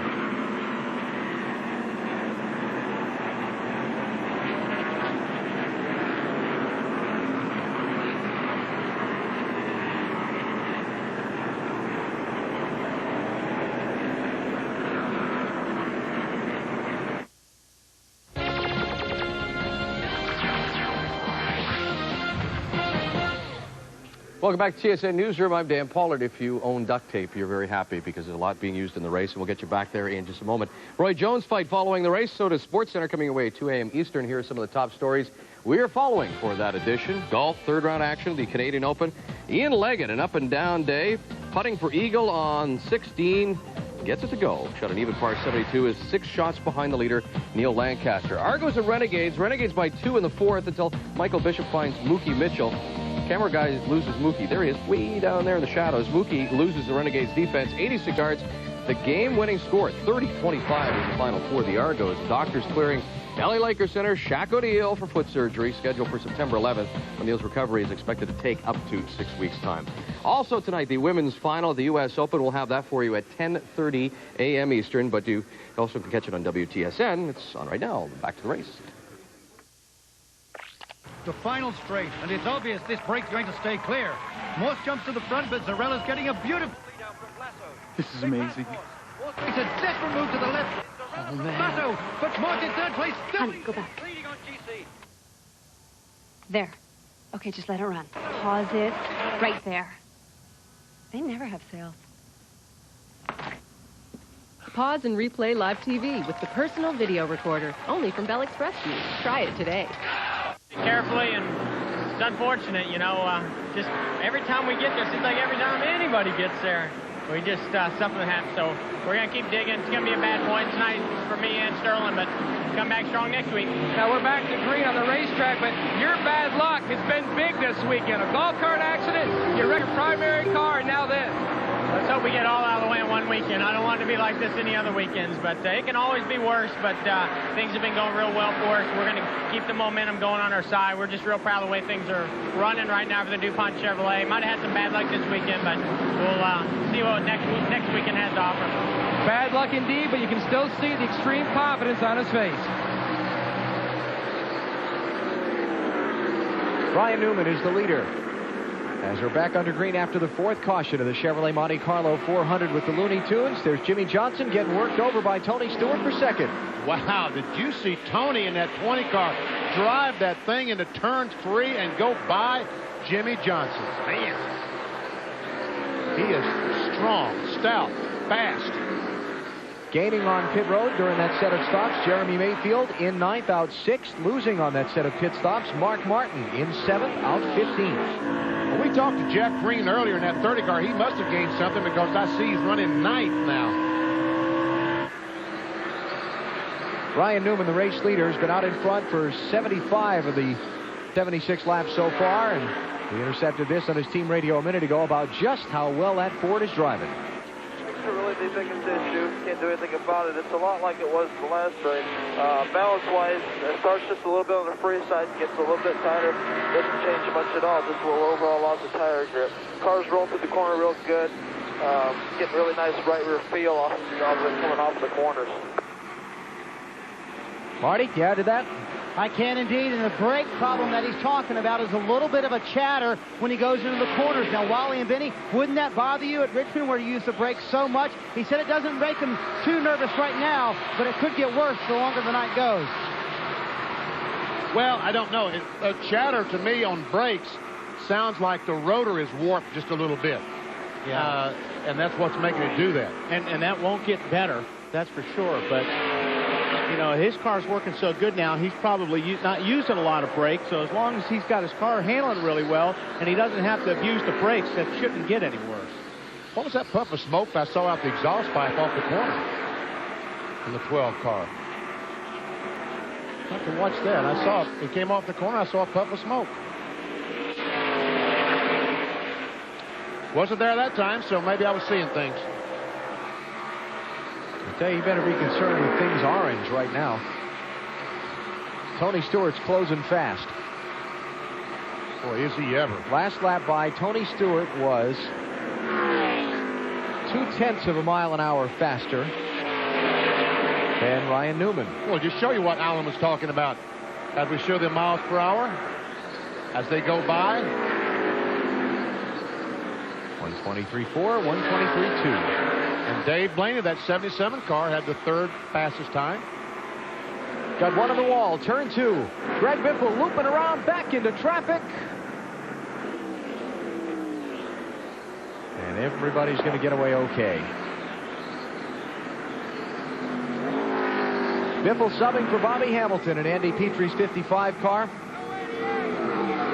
You need a set of rear tires on that car. Oh, yeah, he's going to definitely need some tires. He has brought out the 5th caution of the race.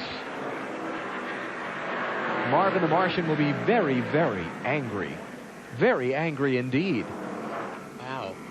He just looked like I don't know, that angle, it looked like he just lost it in the center of the corner. That's what it looked like, that he was trying to make a pass on the outside of someone, got it in just a little bit too high and brushed the wall with the right rear. So Biffle will be on to pit road in a moment. They'll get out the Illudium Q39 space modulator and try and fix up that Chevrolet.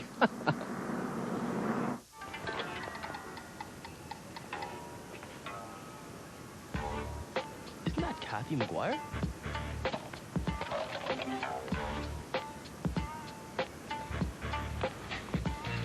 You could win big in the Build a Big Mac game. Win instantly or collect to win. Toyota RAV4s and Toyota Camrys, Toshiba plasma displays, Nintendo GameCube systems, millions in cash and prizes.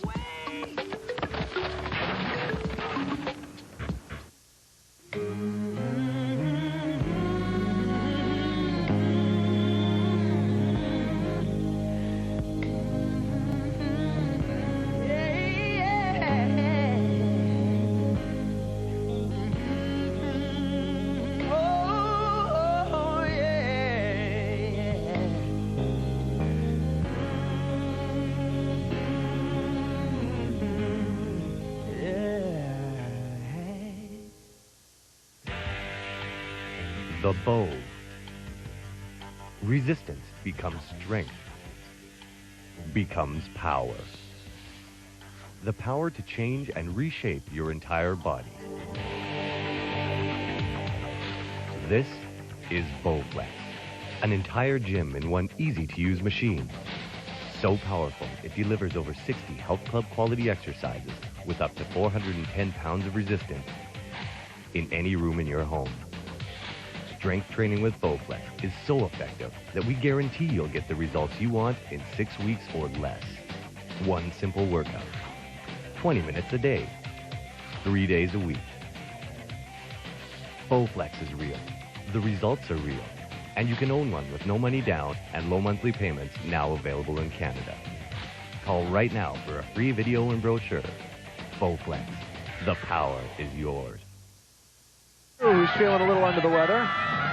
T-Bone, if that doesn't put a smile on your face, nothing will. Tony Marshall down in Atlanta. T-Bone, wish you were, buddy. Hurry back. 1 lap away from the restart. Let's check in with Dave.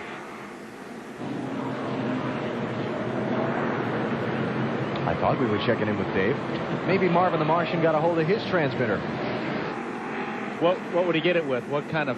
The Illudium Q39 space modulator.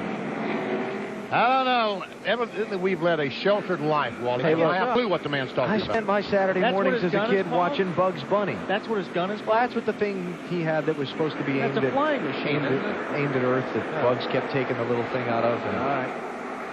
Be ready. Great flank. Matt Kenseth 1 lap down in 35th place to the inside of the leader. Robbie Gordon in the 31 car tried to jump these guys on the outside. And the 19 car of Jeremy Mayfield moved up in front of him. And so now the 30 car is trying to take the spot away from Robbie Gordon on the inside. And you know, one of the things that NASCAR mentioned specifically in the drivers' meeting tonight, Benny, was... Whoa. Robbie was sideways on the straightaway. He must have a flat tire.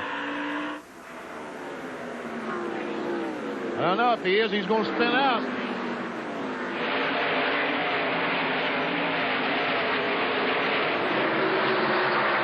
Looks like a right rear may be going down. I don't know. I thought he was sideways going across the start-finish line one time. Oh, he's sideways there when the Junior got in the back on him. Something.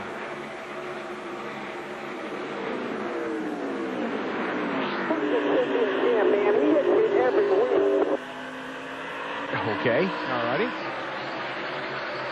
He just broke traction. When somebody hit him. Yeah, when somebody hit him. And then he got up in the junk and picked up some of the marbles on his hot tires, and now he's fighting to get him cleaned off and get going again. Let's see, that shuffled Robbie back to 16th, and he was racing Jeff Green for 7th before. And the worst part about it, he still hung on the outside. May lose even more spots. One of the things about the last couple of cautions is it's allowed Dale Jarrett's team the opportunity to get a look and fix that car. Dave? That was a big thing for him, too, Alan, because DJ reported that he was having trouble steering the car, that the toe might be out. You guys got to work on that, Todd. How's the car now? Well, he said the steering wheel's back where it needed to be, but you know, when he hit the wall, hit it pretty hard. Probably bent the truck arm on the left side and got the housing pulled back a little bit. So it'd take a little bit longer to fix that. So we just have to see how it goes, how far we get back, and how much time we can afford to spend on it. All right, he just gave him his lap times, and they're pretty good right now, Alan. They're just trying to be smooth and make fast laps. Unfortunately, Dale's back in 34th place right now. He's got a lot of track position to try and make up.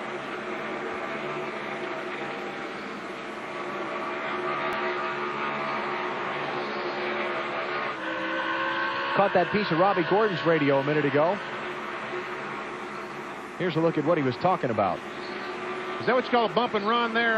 That was the bump and run. Yep. And he did. You're right. He got up in the marbles up there and had a hard time getting after the gas again.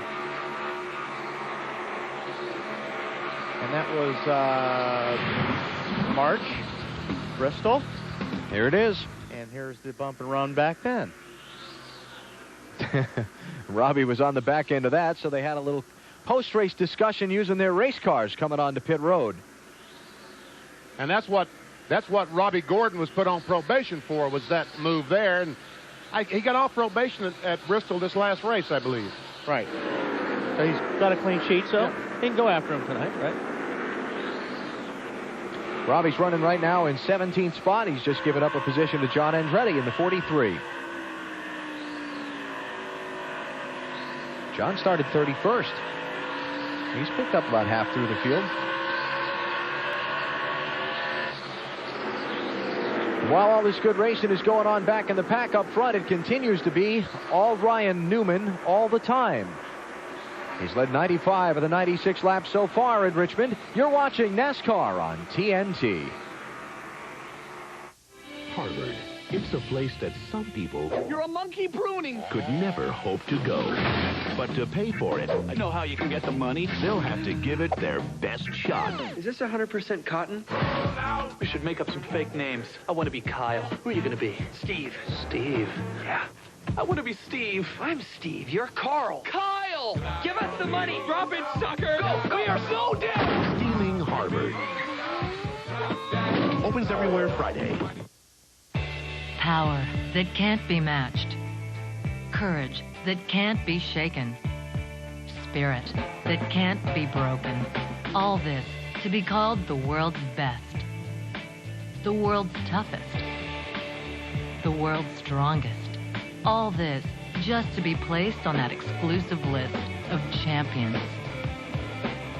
The Strength Hour, weekdays at 7 on the Outdoor Life Network. Get ready to believe in miracles. The true story of an ordinary father who followed his dream. Oh, my God! Disney's The Rookie, rated G. Own it now on Disney DVD and video. Want a close shave while avoiding razor burn? The new Extreme 3 from Schick balances 3 blades on a central pivot for a close, comfortable shave. Extreme 3. Get close, not burned. It's got to be tough making the adjustment from playing to broadcasting, so we've tried to make Jock's learning curve as smooth as possible. Push! Come on, move it! 4.42, best time ever. Okay, Jock, most yardage, regular season game, passing the football. Jeff Garcia. More hair. Doug Flutie. Think better looking. Oh, Matt Dunnigan. 1994, 712 yards. Wasn't it 713 yards? Whoa! Jock, you rock!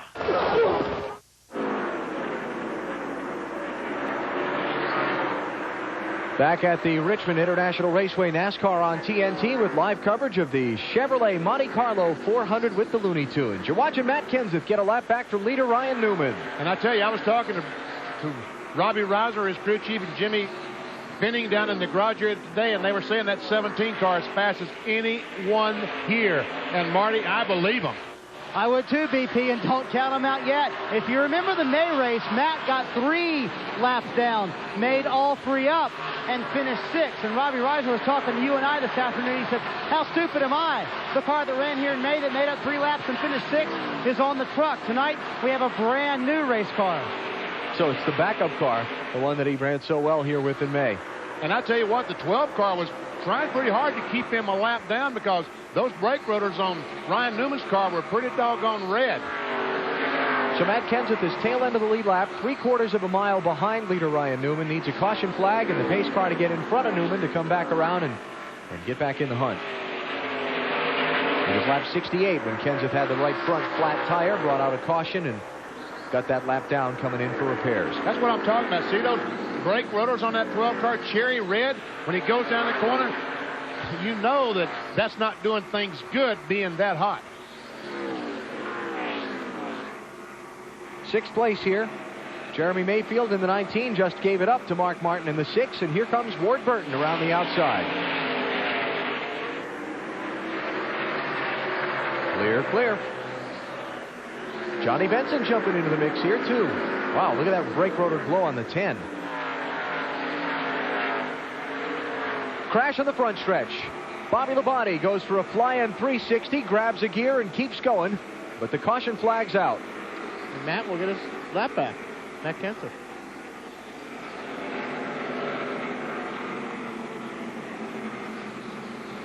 Caution flag number 6. Remember, 14 is the record. And we've been 100 laps, so 400 times 6, 4 times 6 is 24. Really, we're not going to see 20 caution flags. It's been a bad night for Bobby Labonte. No, but we'll see some pit stops.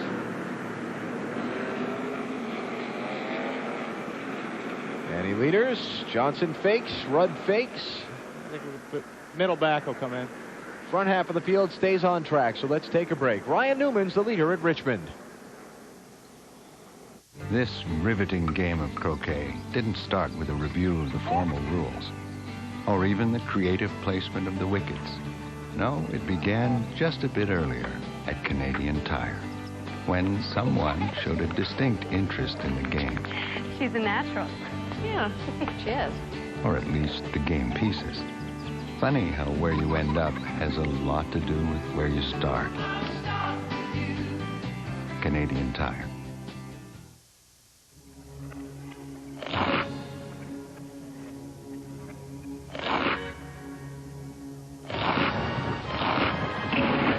New Stuffed Crust Gold is here. Love cheddar? You'll love this. A golden ring of crunchy cheddar cheese baked on the Pizza Hut's delicious Stuffed Crust Pizza. You get ooey gooey stuffed crust with a 24-karat cheddar cheese crunch.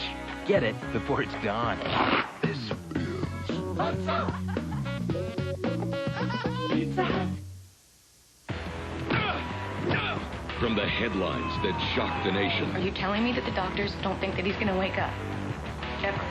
The brutal attack of a Canadian teenager. I don't care if this kid lives or dies, Joe.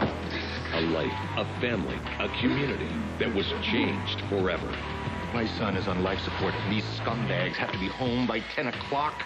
Tagged, the Jonathan Wambach story. Tuesday at 9/8 Central. A CTV Signature Series presentation. Hi, I'm Katrina LeMaidon, Olympic medalist speed skating. Help the Children's Miracle Network make a difference in the lives of more than 2 million children across Canada. Purchase a participating Gillette product, and Gillette and Walmart will make a donation to the Children's Miracle Network. Let's make big miracles happen for the kids. How'd the basketball tryout go? I didn't make the team. Well, this is how I look at it, you know.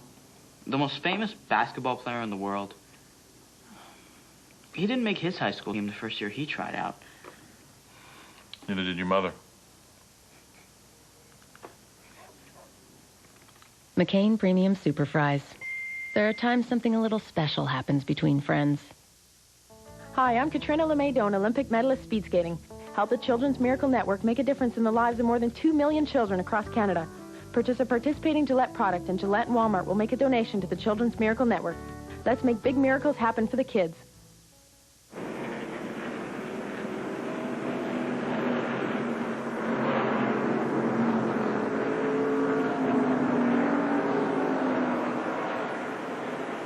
Is Bobby Labonte in trouble? At the very top of your screen, there he comes off the corner, and for some reason, around he goes, does a 360. Now we're back to green flag racing, and Ryan Newman, the leader, is still leading. And Dale Jarrett has been on pit road, is just leaving to come back onto the racetrack. He has lost a lap, getting further adjustments made to his car.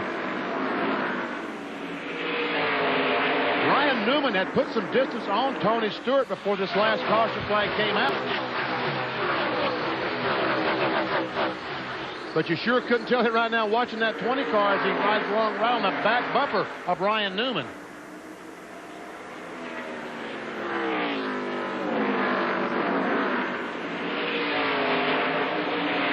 Tony's car is down on the bottom of the racetrack, BP, and I think eventually that's going to work in his favor because you can keep your car down on that yellow line. Here, both of them get through 1 and 2 really good, but that last lap, Tony's car was down on a little bit lower in 3 and 4. Mark Martin, the 6 car, trying to get on the inside of Jeff Green, the 30. Hey, it looks like some of the lights are out down there in turn 3 and 4. The inside lights, this track uses the lighting system with the outside lights and then the inside that reflect off the mirrors back onto the track. And it looks like some of the ones on the inside down there inside 3 and 4 are not on. Down there, you mean? Yeah.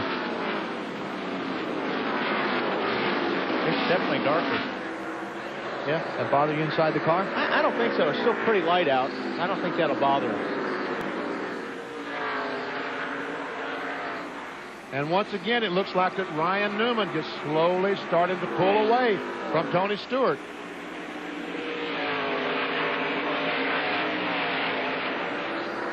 Newman and Stewart clear of third place Jimmy Johnson by about a second. And Jeff, Ricky Rudd and Jeff Green making up the top 5. Bill?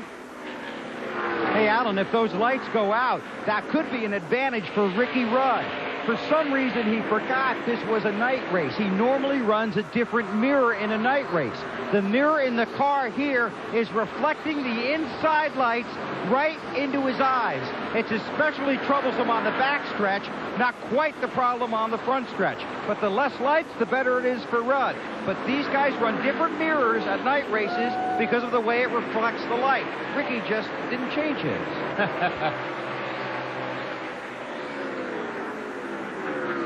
Ricky running along in 4th spot right now, so it's unbelievable when you get that lucky and when we forget something and it works in your favor. Yeah.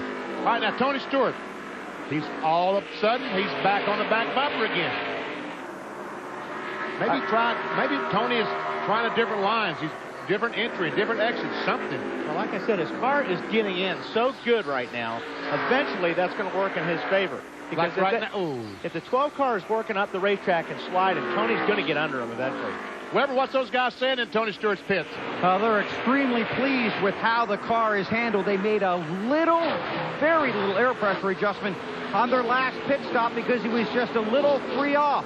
As for Tony himself, the crew says he's very focused. This was a routine day for Tony Stewart, despite the distractions that could be, taking his attention away from racing the car. But after the drivers' meeting, he hung with the crew in the garage area, then he got ready for the race. So he's been able to focus on the race most of the day.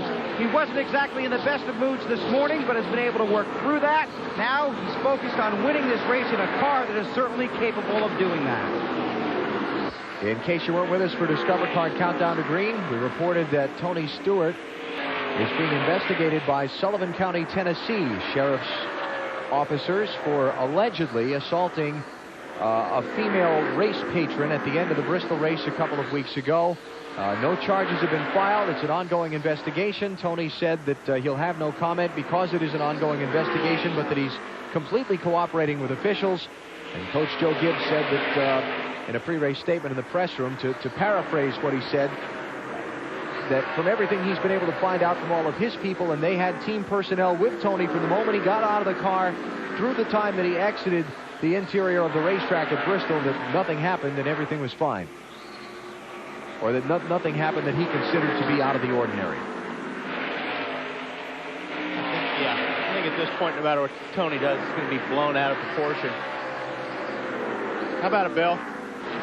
The one thing that might have turned Tony's day around was in the drivers' meeting. Near the end of the drivers' meeting, Dale Jarrett stood up and said, Tony, we know you've got a lot of things going on, but we've also know that you're one of the primary reasons all these fans will be here to watch us race tonight, and we are behind you 100%. That was followed by applause, and that really made Tony feel much better, not only about himself, but about his peers. And I think that's probably what Tony is more concerned about anyway, is what his peers think. These guys that you're racing with every single week, it's real important that, you guys, everybody's racing with each other and they have confidence in you. And I'll talk about Dale Jarrett. All of a sudden, his car seems to be slowing dramatically. And don't forget, he was on pit road when the green flag waved for that last restart. He came off pit road after the field had put him a lap down. So he's a lap and, 3/4 down to the race leader. And obviously his car isn't working the way he wants to because he's running a line that's totally foreign to any other car here. He's running very, very high on the racetrack. He goes in on the bottom and lets it drift up. So they were underneath the right rear. It looked like working on something during that caution. Maybe a sway bar? I don't know. We'll get Dave to follow up and tell us for sure.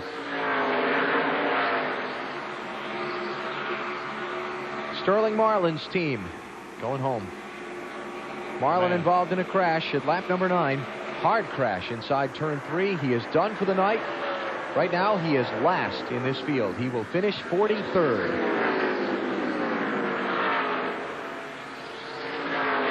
Tony's car looks like right there when he got real close to the back of Newman's car that he lost a grip on the front. And Sterling Marlin said in his interview that he was so sore that if they could fix the car, he would not have been able to drive it. But Jimmy Spencer, his teammate, could have driven it, and Sterling would have gotten the point. So evidently the car was just banged up so badly they could not fix it any way, shape, form, or fashion. Marlin is out of the race. Spencer is out of the race. Jeff Gordon, Terry Labonte, and Jeff Burton's cars are behind the wall. Terry's has now been reported out of the race, and Jeffrey Bodine has gone to the garage. He is done for the night. No oil pressure on the 09 car. Tony looks like he's getting right up to the back. It looks like he gets that push on the front of his car. You mean the dreaded aero push. We're told the 8th car, Dale Earnhardt Jr. slowing down. Yes, he is. Turn 3, coming in the pits. And a battle for the lead. Too much stuff going on here at one time. You know, if Tony Stewart gets out in front, based on what we're seeing, how much he's struggling to keep that nose planted behind Ryan Newman, if he gets out in front, he could check out. Yeah, no, I think he will. If he does get by Ryan, you're right, Alan, because I think that car is working really, really good. He can make up a lot of ground, but then he gets to within that one car length and has a hard time making the pass. Dave, what's going on with Junior? Flat right front tire for Junior. Very disappointing. His car was good. He said the track had been coming to him on his only stop. They'd made a track bar adjustment for a little tight condition, but this is going to put him laps down early on. Now he needs the race to stay green through a set of pit stops for the leaders. That's right, because he's now 2 laps down, and if this thing could stay green, all these other cars have to pit and change tires. He'd be back on the lead lap with them. Then hope for a caution flag. That's Tim Sauter in Dave Marcus' 71 car in his Winston Cup debut. Getting overtaken by the leaders, and that'll put him 3 laps down. Well, Tony's working Ryan over, but not able to get by yet. Stewart and Newman dominating right now here in Richmond. What do you order when you're really hungry? A Wendy's Big Bacon Classic Combo. It's a quarter pound of fresh beef, processed cheese, 3 strips of hickory smoked bacon, and the works. Wendy's Big Bacon Classic Combo. It's better here. The Classic is back. It's Wendy's Great Cup Contest. You can score a trip to Great Cup 2002. To make your play, touch down at tsn.ca/Wendy's and enter the Wendy's Great Cup Contest today. Wendy's, official hamburger of the CFL. I think Jock's legal background has given the show a whole new element. Oh. Don't worry, it's a paper cut. To you, it's a paper cut. To me, that's a clear violation of Part 3 of the Canada Labor Code, Workplace Safety Rules and Regulations. One more example of the little guy getting the short end of the stick. Let me give him my card. You guys ever seen Aaron Brockovich? Who do you play for? It's all about balance.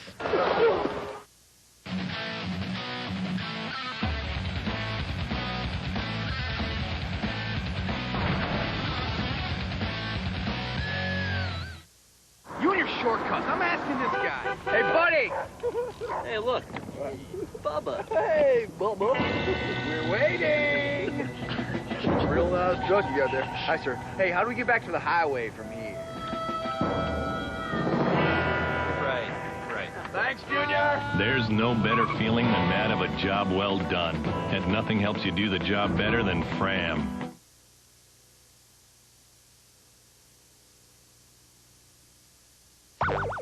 Bachelor number 1 is Herb. Herb is a stylish salesman with a penchant for plaid and polyester. Bachelor number 2 is Mork. Mork loves to travel and is looking for a girl that's out of this world. And bachelor number 3 is Ed. Ed is a hyperactive guy who will go completely mental if he doesn't find a date. Which one will our lucky bachelorette pick? Make a date with STV, WKRP, and Mork and Mindy. Weekdays starting at 4 on the Comedy Network. Not yet. Tony Stewart continues to work Ryan Newman over for the lead in the Chevrolet Monte Carlo 400 with the Looney Tunes, but not yet has he been able to make the pass. They're about to put Dale Jarrett, another lap down. Let's make our singular call to the pits and put Mr. Weber on the line. Oh, Marty, go ahead. You go first. I'll go first, AB, because Ryan Newman is out front. Tony Stewart's on his outside, though, and there goes the pass for the lead. Well, let's see. Tony couldn't get it done inside. Will he get it done outside? Yes, he did. All right, let's see if he's going to drive away. That would be the first lead change since lap number 1. Well, like Alan said, let's go to Bill Weber. Right. Now I get to be first. Take that, Snutter. Just an outstanding race car for Tony Stewart. And as you saw there, very patiently took his time to work his way around Ryan Newman. Again, just a small air pressure adjustment on their first stop. And Tony Stewart, who won here earlier this year, is going for the sweep. Now, Marty, go ahead. Thank you, Bill. Ryan Newman now is in second, and it's no surprise Tony Stewart got around him in turns 3 and 4 because Ryan says that brake chatter we talked about earlier, a little worse in 3 and 4. He has to finesse it a little more through 3 and 4. Tight right now for him. 33rd career start today for Ryan Newman. More importantly, could be his first win, Bill. Marty, Ryan Newman is just a little tight getting into the turns. And Jimmy Johnson is just a little tight getting into the turns, trying to chase down Ryan Newman. Now, they've had some very interesting conversations on the radio about Jimmy and his equipment, and we trapped this with Chad Knaus just a few minutes ago. You're doing a great job. They feel okay? Yeah, I mean, I'm using them. That's why I'm asking. If they're not glowing, we're good. They are glowing. Everybody's brakes are glowing. But, you know, ours are not glowing as much as others. Well, I'll keep taking care of them. Now, here's something interesting. The 48 has the #1 pit stall on pit road. That is at the pit out in turn 1, very close to the racetrack. Chad Knaus, the crew chief, can sit on the wagon in the pit stall and see the pit rotors very clearly. So he's able to work with Jimmy and constantly reminds the rookie to take good care of those rotors. Behind him is Ricky Rudd, another guy who's running very well and won here this race 1 year ago. Rudd moving through the field. I just went and talked to his crew chief, Michael McSwain. I said, is everything okay? He goes, yeah. Well, why are you here? I said, I just came down to say hello. And now he's going to watch his driver try and bust a move on the inside of the 48. Not that time. We'll keep an eye on that and go to Dave. Bill, Mark Martin on his first pit stop lost 8 positions on pit road because Mark had trouble getting around the already parked car of Dave Blaney. But since then, Mark has radioed in and said the car was awesome. In Mark's words, this is one of the best cars he's had here at Richmond. Marty? Jeff Green having a fine run up in the 6th position. How do you fix this? A little loose in, a little tight in the middle, a little wheel spin off the corner, but his lap times still are very good. He turned 40 yesterday, and I think a Winston Cup win would count as a very nice birthday present, Dave. Ward Burton's having a good run, Marty. On lap 73, he pitted. He said he was a little bit loose on the throttle. They made an air pressure and a track bar adjustment. Since then, Ward has radioed in and said, guys, that was a good adjustment. Bill? Rusty Wallace has had a very good race car since the beginning of this race. Didn't have a good qualifying lap. Had to start deeper in the field than he wanted to. But he's been able to patiently move his way forward. Got some good help on a pit stop. Made a little air pressure adjustment because that Miller Lite Ford was just a little tight. Just keep in mind, continue to grow. The Run Boys will be switching to Dodge in 2003. Right behind Rusty is Johnny Benson, another guy who's very pleased with his race car. No changes when they made their pit stop. Johnny says the car now is just a little bit tight. They did actually have a problem when he went back out after making the pit stop because the air pressure was so low and the springs were so soft, the car was actually dragging the racetrack. But it didn't upset the car very much. The 17, Marty, looking to make a move on the 10. There you go, going underneath him for the 9th position. Matt's having a great run. Lap 104. That's when he got his lap back. He made up 3 here in the spring, and he's having a terrific run right now, Alan. You talk about coming through the field. Matt Kenseth is coming through the field. Very impressive. And again, Jimmy Fleming was saying just how strong this 17 DeWalt car was going to be tonight. So, Jimmy, at least you didn't lie about that. You might lie to me about other things, but you didn't lie about that. Up front, Tony Stewart, after getting around Ryan Newman, has put some distance on the 12 car. Now Newman falling back into the clutches of Jimmy Johnson and Ricky Rudd and trying to hang on to that runner-up's position. All right, let's keep going through the field. We'll go back to Marty. What a nice run for Jeremy Mayfield. Up in the 11th position. The car is excellent. They haven't made an adjustment on it all night long. And I would think Jeremy would want to run Richmond every time. His last top 10 came in May here at Richmond. Shouldn't surprise you at all that he's running very well tonight. Kurt Busch right behind him, and I think the song is I Love the Nightlife. During the day, his car was terrible. They couldn't react to anything they did. It was very, very tight, but tonight it has come to life. He was a little bit tight before, but on this set of tires, better than it's been all night long, Matt. Marty, except for the last lap, Greg Biffle has quietly been moving up through the field, turning lap times faster than the leader.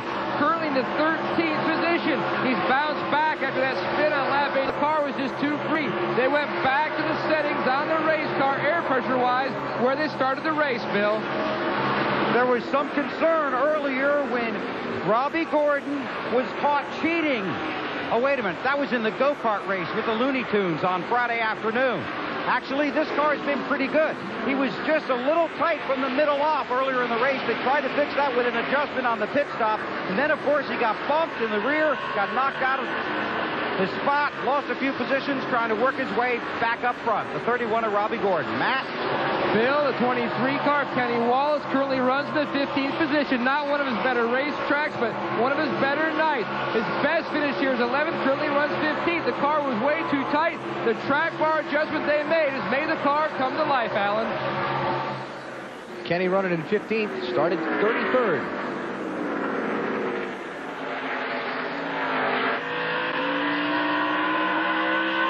Just behind Kenny Wallace, you've got Dave Blaney, Todd Bodine, John Andretti, Michael Waltrip, Mike Skinner. How about the 77, Dave? He was up there, started 3rd earlier. That's right, and for our lady soldier in Afghanistan, just wanted to update her and let her know that he only lost 1 position on his pit stop, but since then, he's gotten bumped out of the groove, lost a bunch of spots, and now the car has gone tight in the center and tight off, and Dave also radioed in, we definitely have a brake problem. Alan? Tony Stewart has opened up an 0.8 of a second advantage on Ryan Newman as he continues to work through some lap traffic. Coming up on halfway tonight here in Richmond, you're watching NASCAR on TNT.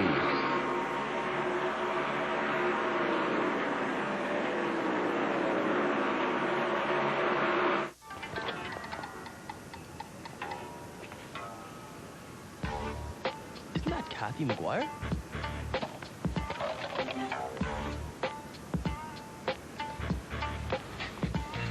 You could win big in the Build a Big Mac game. Win instantly or collect to win. Toyota RAV4s and Toyota Camrys, Toshiba plasma displays, Nintendo GameCube systems, millions in cash and prizes.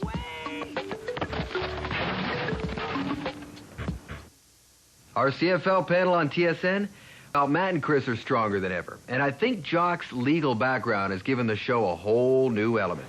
Matty, I believe that this trade gives the BC Lions that deep threat that they've never had before. Sorry, partner. I think they clearly gave up way too much for a player whose better years are behind him. Jock? Well, Matty, there's no question that Jones gets the best of this deal, and let me explain why. First of all, provincial sales tax down 3%.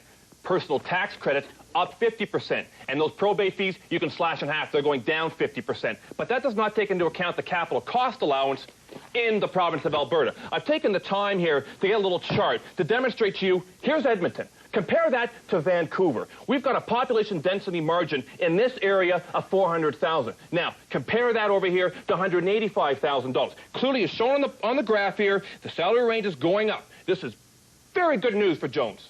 Perspective is everything.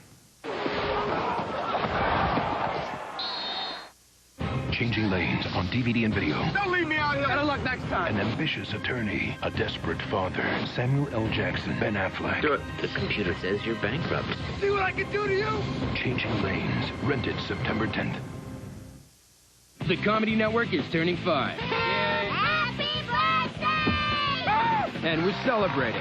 I can't believe the Comedy Network's 5. I'm so sorry we've been wasting your time. You could have learned a language. 5 years well wasted.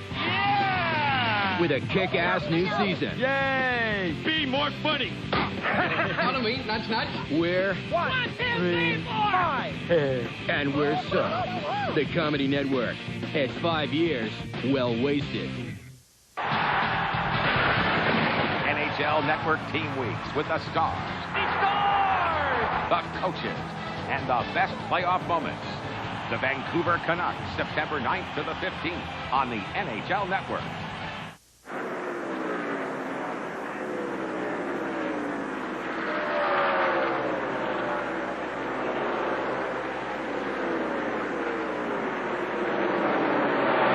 Tony Stewart is the race leader of the Chevrolet Monte Carlo 400 with the Looney Tunes. Stewart has led 27 laps now after Ryan Newman led 142 of the first 143. Man on the move is the Deuce. Rusty Wallace just took over third spot. Got around both Ward Burton and Ricky Rudd in the last 5 laps, and he's picked up a couple of more as he moves toward the front. It looks like he's the fastest car on the track right now. 6-time Richmond winner, and there's the scoring serial on Rusty. And if these guys start coming in and making green flag pit stops, it's going to be real important. Get out there as fast as you can, because a second or two lost in the pits is going to be, well, it's about 200 yards, 100 yards on the racetrack. That's math. I'm not going there. Okay. Benny Parsons is where? He is at our Team Caliber 360 racer. What do you got there, Benny? Well, Todd Parrott talked about Dale Jarrett bending the left trailing arm. Let me turn the car over and show you what we're talking about. Here are the trailing arms. The car hits the wall with the right rear, puts all this force over here. Here's the left trailing arm, goes up and hooks up by the transmission cross member. It bends this bar, which gets the rear end out of kilter, and that's one reason that Jarrett's car is so difficult to handle right now, because of this long arm being bent. Okay, Yep. Alan? He's so strong, he could flip that car over just like that. Green flag pit stop for Rusty Wallace. Bill, this is a little earlier than we thought for some of the leaders, huh? Yeah, we were just talking about that, too. It's a little bit earlier. Rusty might be looking to get the jump. He might have a right front going down. We'll have to see here. Flying into his pit stall, but he's going to stop a little bit to the right of the mark. He said the car had been just a tick tight, but was starting to come to him, so they were going to go with no changes in fuel. All of a sudden, Rusty jumped on the radio, said 4 tires, and started heading for pit road. This crew doing the work, getting the left sides on, fuel going in. Rusty's on his way. We'll check the tires. AB? 15.3, that's a good pit stop. Matt Kenseth also just came in under the green flag. Remember, he had that flat right front tire earlier? He had another one. Here comes Ricky Rudd onto the pit lane. Jimmy Johnson is coming in.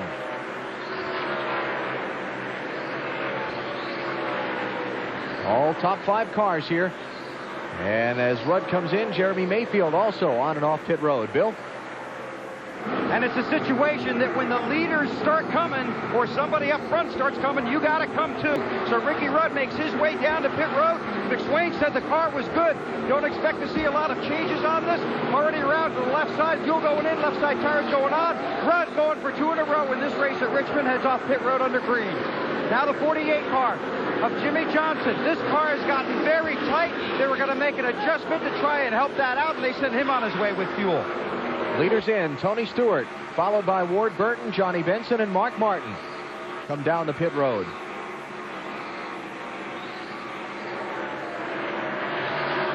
Bill?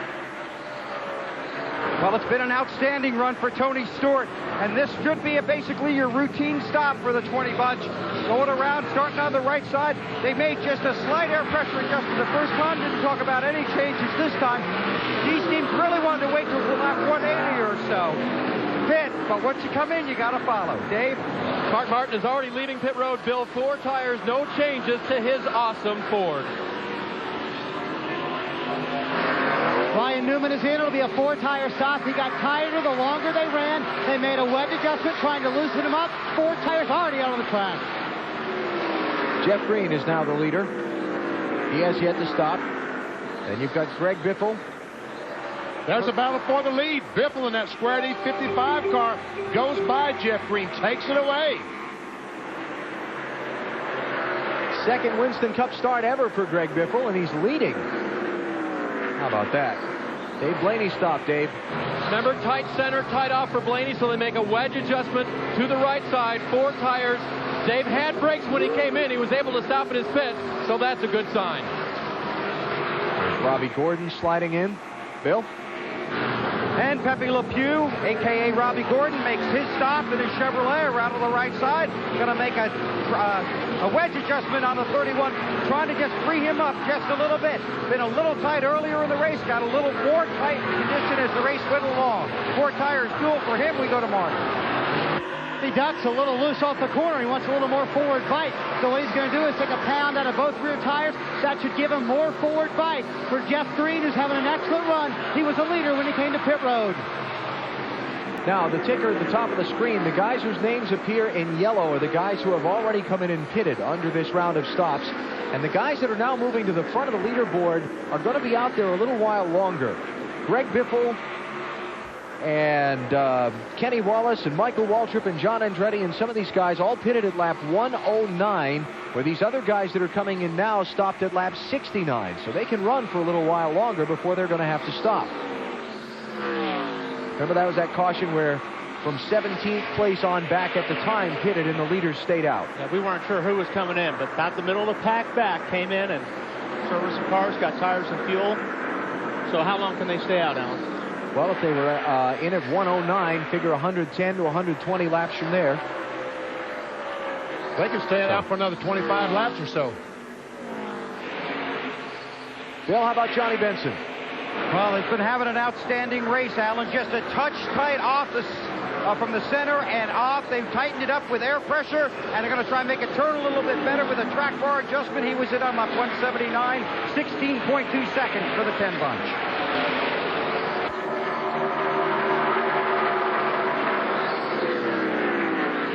So Johnny Benson right now is showing back in 20th place. Now, here's what's important about this stretch of the race, okay? If it's going to be that much longer before Greg Biffle pits, Tony Stewart is a lap down to Greg Biffle.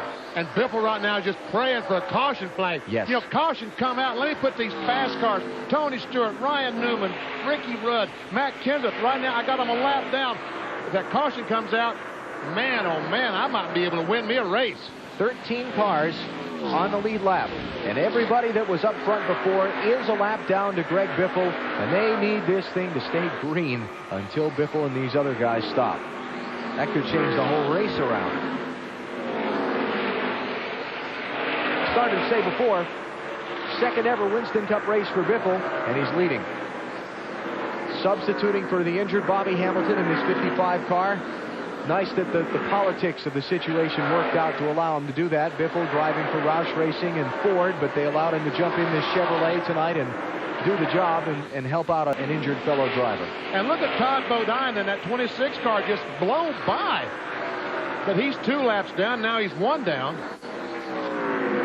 But man, he caught Biffle and just drove by him like nothing.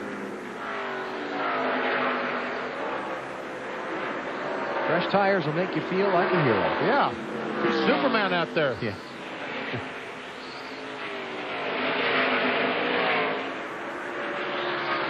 All right, I wonder what kind of, Bill Weber, what kind of tire wear we having down there tonight? Well, it definitely wears on the air pressure, BP. Take a look at this right front off Rusty's car. Flat. Look, normally it's like that, but the right front was flat. That's why Rusty came down pit road in almost a panic situation. 4 tires, he got him, he's out. Marty. Bill, Matt Kenseth has had 2 separate right front tires go down because of a situation on his race car. Matt said it is clearly either a camber issue for us. In other words, we're running too much camber, leaning in the front tire too much negative camber, or our air pressures are too low. We have to fix it. After the first set of flat tires, Robbie Reiser, his crew chief, added a ½ pound to every tire on Matt Kenseth's car. After this last tire went flat, he added a pound to all of them again. Matt? Bill, for the first time in Greg Biffle's career, he enters pit road as a Winston Cup leader. He said the car was good, but the tires were starting to give up. They ended up pitting about 7 laps earlier than Jimmy Ellis had originally planned. As Biffle heads back out, that puts Kenny Wallace into the lead. Michael Waltrip up to second. John Andretti, Steve Park, Kevin Harvick, Ken Schrader, Bill Elliott, and Tony Stewart, who was the leader before the stops, is still back in 15th, and he's still a lap down. Now, Kenny Wallace, right front flat. Kenny Wallace, right front flat. Right front, I think. Hey, 4 tires, guys, 4 tires. Felipe Lopez, the crew chief there, calling out 4 tires. Michael Waltrip's going to go by and take the lead. I wonder if the heat in these rotors is causing some problems. That could be. Could be melting that inside of that tire. And we call melting the bead on the tire. Matt? Matty, you can hear him on the radio. He said he had a right front flat.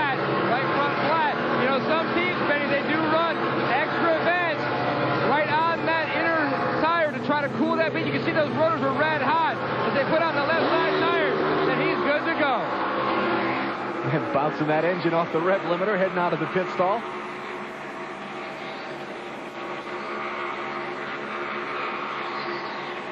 So Michael Waltrip becomes the 7th different driver to lead tonight. Still waiting on this cycle of pit stops to finish. He's got the other front runners from earlier trapped a lap down right now.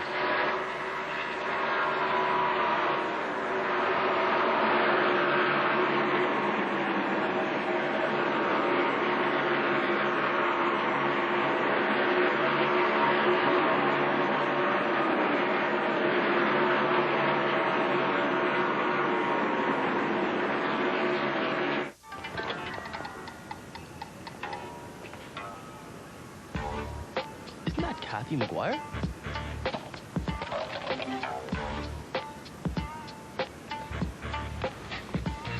You can win big in the Build a Big Mac game.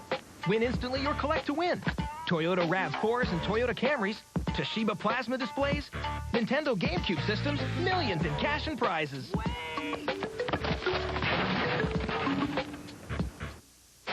I think Jock's legal background has given the show a whole new element. Oh. Don't worry, it's a paper cut. To you, it's a paper cut. To me, that's a clear violation of Part 3 of the Canada Labor Code, Workplace Safety Rules and Regulations. One more example, this little guy getting the short end of the stick. Let me give him my card. You guys ever seen Aaron Brockovich? Who do you play for? It's all about balance. We cannot believe the bad press we've got, the booing we've gotten in our own buildings. And here it is 30 years later, and I still don't understand it. The fans were frustrated. Expectations were too high. They took it out on us, but it was tough. And we became a team after that, a real team. The 1972 Summit Series. Game 4 tomorrow, all day, every 2 hours, exclusively on ESPN Classic Canada.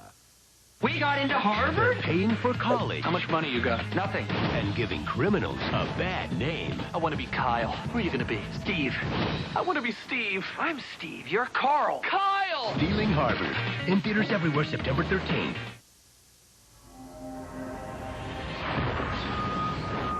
There's one thing I will never stop chasing. The finish line. I'm Katrina LeMay Doan, Power Bar user since 1997.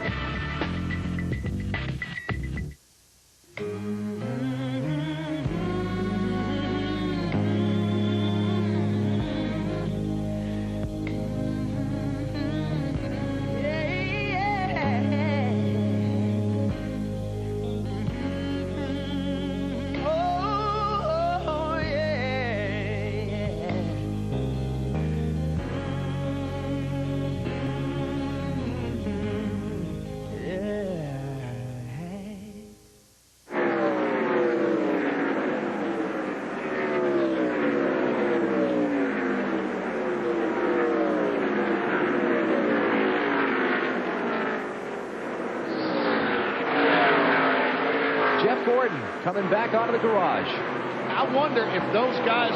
Caution's out. Oh, man. Bunch of cars a lap down. Got a smoker. It's Tim Sauter. Yeah, he made contact with the wall up turn 4, I believe. All right, where are all of these guys in relation to Michael Waltrip? Too far behind him. Well, Tony Stewart had gotten back on the lead lap. He had gotten by Michael. Rusty Wallace did not. Ryan Newman and Matt Kenseth got back on the lead lap. Rusty got trapped. Ricky Rudd got trapped. All those guys got trapped a lap down. Mark Martin got trapped. Jimmy Johnson got trapped. Look at all those guys caught behind Michael Waltrip in the pace car. But Tony Stewart, Matt Kenseth, and Ryan Newman had got by Michael Waltrip before the caution came out. And Ricky Rudd. Matt, what's going on? And the one car's in for service, Benny. No chassis adjustments at this time. Walt Smith rolls the tire. He dances around to the front. 4-tire change for Park. Marty. Michael Waltrip was a little bit loose. He said, I like those air pressures. Give me more of that. A little wedge adjustment to tighten him up. He's already led more laps tonight than he had in his 33 previous races here at a long time on the left rear.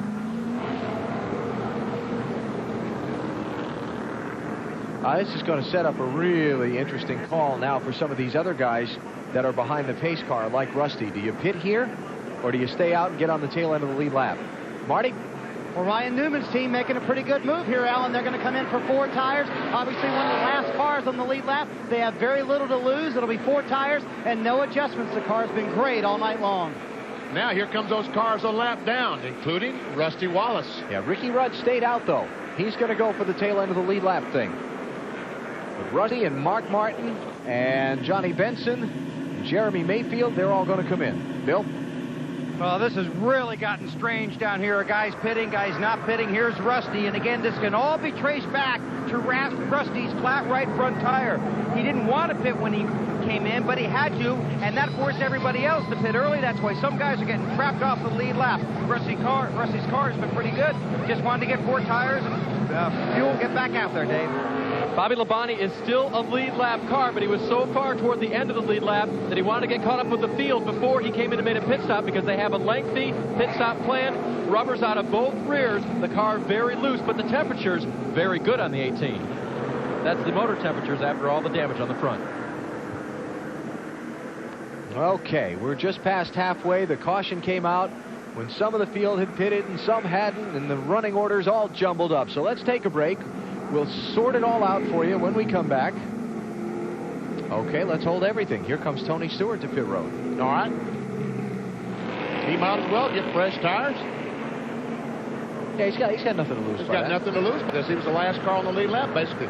Bill, right? Nothing to lose. And they were talking about pitting earlier when the other leaders came in, the other guys on the lead lap, and there was crosstalk on the radio, and they never got it all figured out. So after the other guys on the lead lap pitted, Stewart and Greg Zipadelli talked it over. You can either start first or you can start at the back of all the guys on the lead lap with fresh tires and fuel. He's going to get the tires and fuel just a little tight in the center of the turns. He said, that's because I'm running this thing so hard. Tony Stewart's on his way. All right, Michael Waltrip is the leader. Let's take a break here. We'll come back and set things up for the restart, who's where, and all the cars on the tail end of the lead lap. This is going to get interesting here when we go back to green. We got into Harvard? They're paying for college. How much money you got? Nothing. And giving criminals a bad name. I want to be Kyle. Who are you going to be? Steve. I want to be Steve. I'm Steve. You're Carl. Kyle! Stealing Harvard. In theaters everywhere September 13th. Our CFL panel on TSN? Well, Matt and Chris are stronger than ever. And I think Jock's legal background has given the show a whole new element. Teddy, I believe that this trade gives the BC Lions that deep that they've never had before. Sorry, partner. I think they clearly gave up way too much for a player whose better years are behind him. Jock? Well, Matty, there's no question that Jones gets the best of this deal, and let me explain why. First of all, provincial sales tax down 3%. Personal tax credit up 50%. And those probate fees, you can slash in half. They're going down 50%. But that does not take into account the capital cost allowance in the province of Alberta. I've taken the time here to get a little chart to demonstrate to you, here's Edmonton. Compare that to Vancouver. We've got a population density margin in this area of 400,000. Now, compare that over here to $185,000. Clearly, as shown on the graph here, the salary range is going up. This is very good news for Jones. Perspective is everything.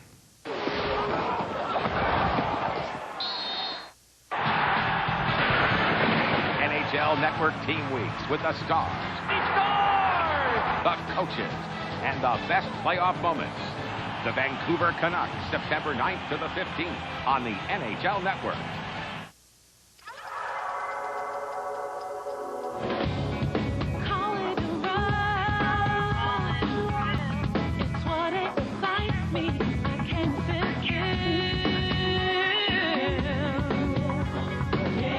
If your idea of a camping trip includes things like running water, there's an SUV that's equally civilized.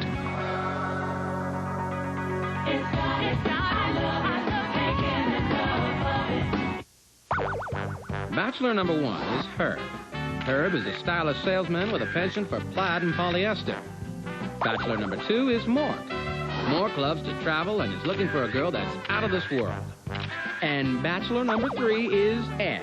Ed is a hyperactive guy who will go completely mental if he doesn't find a date. Which one will our lucky bachelorette pick? Make a date with SCTV, WKRP, and Mork and Mindy. Weekdays starting at 4 on the Comedy Network.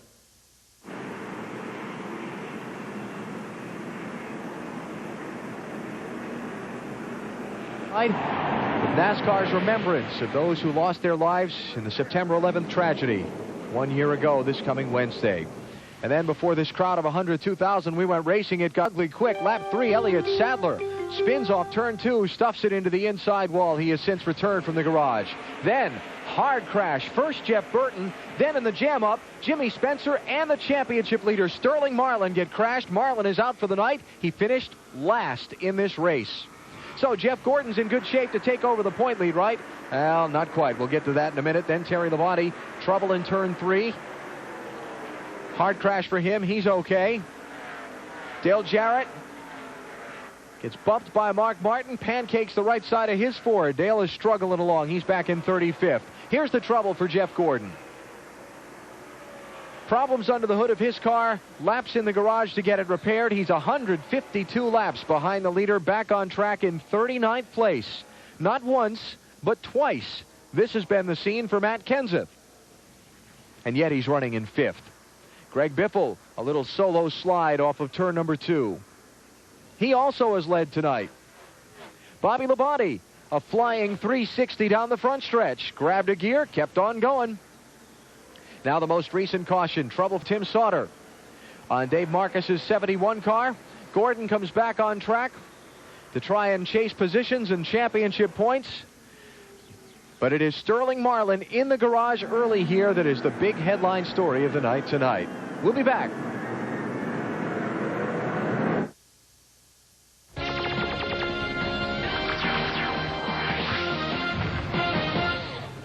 Welcome back to TSN Newsroom. I'm Dan Pollard. Back to the race in just a moment. SportsCenter comes your way at 2 a.m. Eastern with the top stories. Here are some of the stories we're working on. Actually, some of the baseball we're working on. Busy day in that. Jays and Red Sox, bottom of 8, 2-1 Sox on the ice at Manny Ramirez. Takes Scott Cassidy for a ride. 2-run shot, 4-1 Boston is your final. Scary moment in the Expos Braves. Andrew Jones beamed by Tomaoka. He gets up, but take a look at the ear flap. It is cracked. This is a vicious shot. Luckily, Jones does bounce up and end up at first. The Expos are losing this one 4-0 in the 8th. Oakland A's have a one-game win streak. The Twins, Christian Guzman having a little trouble on this play. Jermaine Dye safe on the error. He will able to score. The A's win at 2-0. Neil Lancaster taking one-stroke lead in the final round of the Bell Canadian Open. Ian Leggett, the top Canadian, 6 strokes back in the Argos. 30-25 winners over the Renegades. Back to the race after this. You know what you never see in car commercials? Real cars. Cars that have been around the block a few times. The kinds of cars that need new Castrol GTX high mileage. Specially engineered to protect against oil burnoff better than other leading motor oils. New Castrol GTX high mileage. It helps older cars feel young again.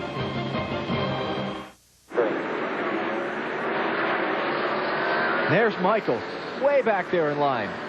There you see the Napa car, the 15 car.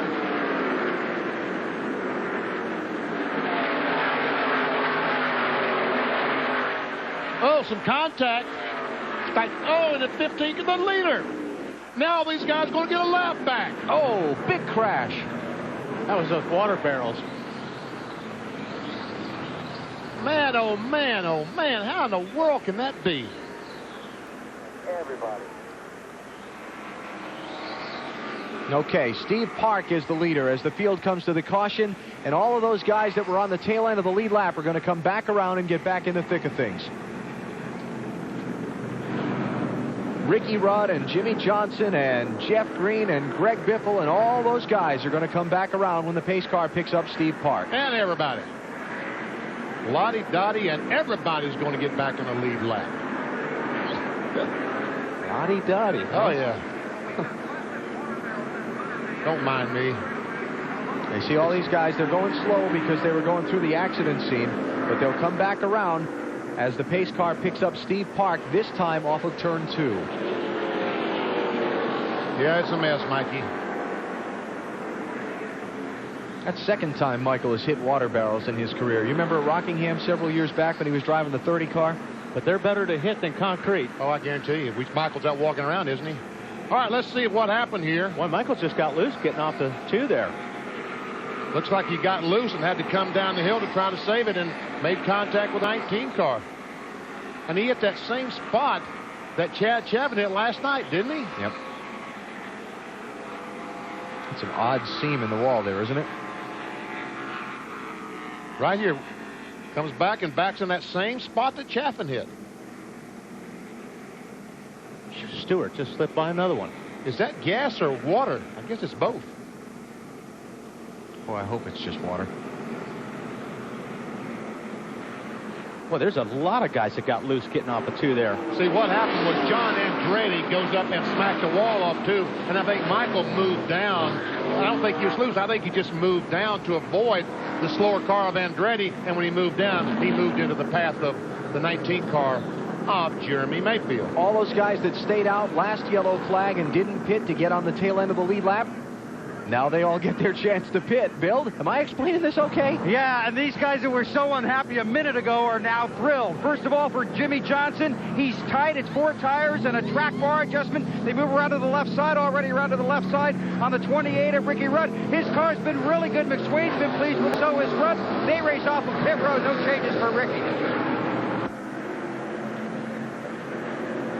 Looks like Ricky Rudd's going to win that battle off of pit road.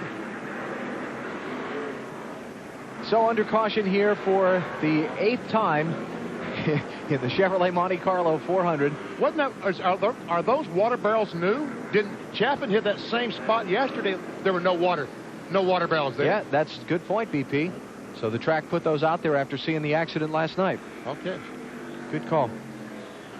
Let's take a break. We're under yellow just past halfway here at Richmond. Steve Park, the 9th different driver, is now to lead this race. It's about time a few points got made about Home Building Center. We're Canada's largest home improvement retailer. No ifs, ands, or buts. Home has over 1,000 stores owned by independent dealers. We have competitive prices. We have lots of experienced people. We help you load up. And we back it up with our tough-as-nails service guarantee. Home Building Center. We've got your lumber.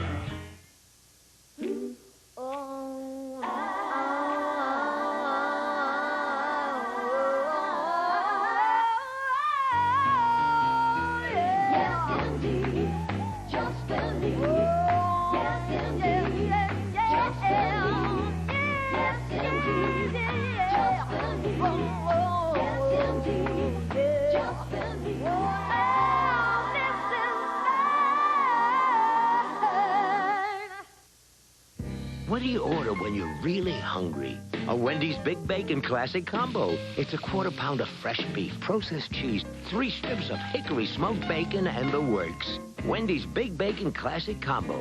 It's better here. The Classic is back. It's Wendy's Grey Cup contest. You can score a trip to Grey Cup 2002. To make your play, touchdown at tsn.ca/Wendy's and enter the Wendy's Grey Cup contest today. Wendy's, official hamburger of the CFL.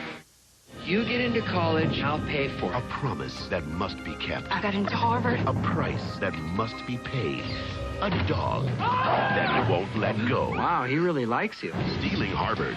In theaters everywhere September 13th. Experience the rush. Experience the precision. The Cowboys take on the Texans. Experience the NFL. Sunday on TSN.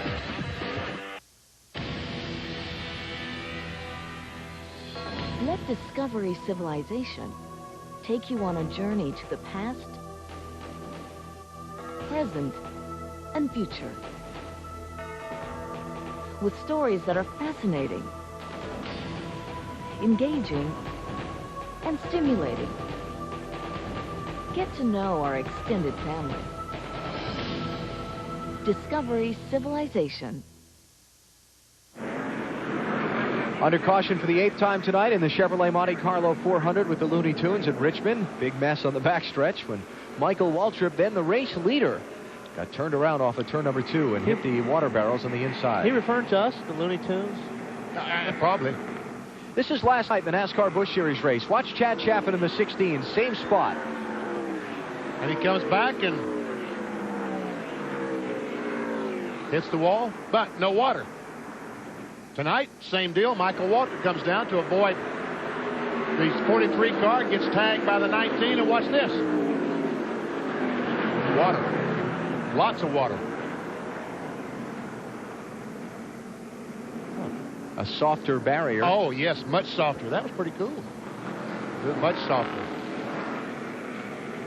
But as you can see, they've got the oceanographers out on the backstretch to clean things up, so we'll take a break.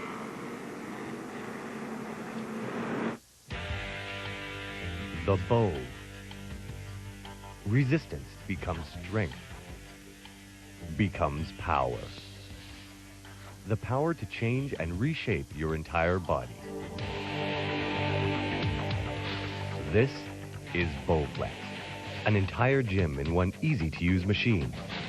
So powerful, it delivers over 60 health club quality exercises with up to 410 pounds of resistance in any room in your home. Strength training with Bowflex is so effective that we guarantee you'll get the results you want in 6 weeks or less. One simple workout. 20 minutes a day. 3 days a week. Bowflex is real. The results are real. And you can own one with no money down and low monthly payments now available in Canada. Call right now for a free video and brochure. Bowflex. The power is yours. We cannot believe the bad press we've got, the booing we've gotten in our own buildings. And here it is 30 years later, and I still don't understand it. The fans were frustrated. Expectations were too high. They took it out on us, but it was tough. And we became a team after that, a real team. The 1972 Summit Series. Game 4 tomorrow, all day, every 2 hours, exclusively on ESPN Classic Canada. Edmonton, City of Champions? Since when? You're so lame! Your biggest attraction is a mall! Woohoo! Pack your bags, honey! We're going to Edmonton! They's got themselves a mall! Woohoo! Even your football team sucks! The Eskimos? If you didn't get hammered by the Stamps twice a year, we wouldn't even know you existed! CFL, the rivalry lives on. Your mall sucks! It's time we talked about boys and girls. Butter tarts, $4. See, these urges get stronger when, like a bumblebee, pollinates Canoe the flower. rental, $50. Well, it's a hormonal thing. Look, a loon. Binoculars, The man and the woman $110. Well, they fit together kind of like a jigsaw puzzle. A country full of distractions, priceless. Is that Bigfoot? There are some things money can't buy. For cottage country, there's MasterCard. I don't know what's worse, Calgary! Your crappy rodeo or your crappy football team! Ha! Stampeder's my butt! Well, here's a news flash for you. You're not real Cowboys! You're a bunch of pasty-faced, gas-guzzling stick jockeys! Edmonton's gonna kick your butt! CFL, the rivalry lives on. Loser! Good hit. And as we check out the Looney Tunes leaderboard. No, this has nothing to do with Wally or Benny. The 9 drivers running the Looney Tunes characters in tonight's race. Some of them having good nights. And some of them struggling just a little bit. Oh, Bugs Bunny. He's the guy I feel so sorry for because Bugs didn't even get to start the race. Yeah. I mean, didn't even get to start. That's right, Doc. Didn't start the race at all. No, not at all. What happened? I failed. Noel Blank is here with us, who is carrying on the legacy that his father Mel created. Thank you, Alan, Benny, and all the gang. You'll forgive me for cracking up because I could probably recite some, lines from the Rabbit of Seville and things like that for you from my childhood, and I'm sure it's such a huge part of your life. From everybody's childhood. Sure, I grew up with it, but you grew up with it, and, everybody else grew up with it over the last 65 years. Carrying on the legacy that between the animators and Mel, they brought these characters to life And they really are characters. Characters, yes. I see Bugs Bunny was the #1 character cartoon. TV Guide had him as the most popular cartoon character of all time. We got a guy in the pits. Dave Burns thinks he does The Martian pretty good. Listen and see what you think. Okay. Dave? Well, and the only reason I would even dare do this is because Noel and I did some tracks last year for this race, and he said the Marvin the Martian was okay, so he does the best Marvin. Well, see, thanks, Noel, but now here we go. There was supposed to be a kaboom, an earth-shattering kaboom. And that's about as far as we go. He's pretty good. You're making me angry. You're making me very, very angry. Yeah, sure, Doc. 10 to break if 9, 8, 7, 6, 5, 4. We'll be back to Richmond in a minute. Oh, it comes. Oh,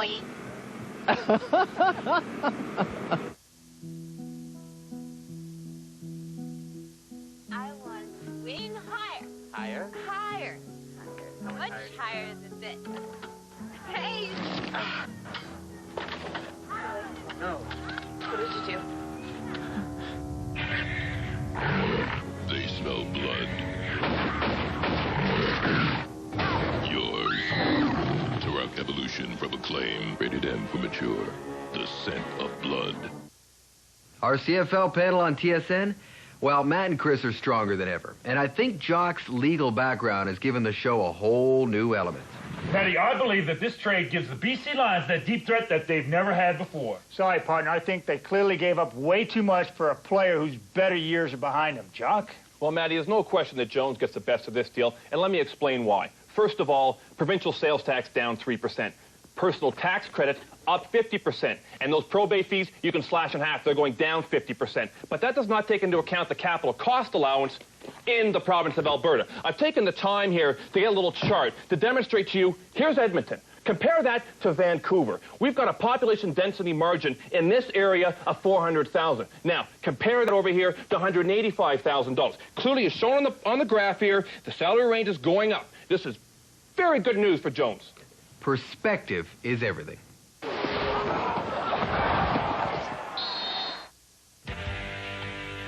The bow. Resistance becomes strength. Becomes power. The power to change and reshape your entire body. This is Bowflex, an entire gym in one easy-to-use machine. So powerful, it delivers over 60 health club quality exercises with up to 410 pounds of resistance in any room in your home. Strength training with Bowflex is so effective that we guarantee you'll get the results you want in 6 weeks or less. One simple workout. 20 minutes a day. 3 days a week. Bowflex is real. The results are real. And you can own one with no money down and low monthly payments, now available in Canada. Call right now for a free video and brochure. Bowflex. The power is yours.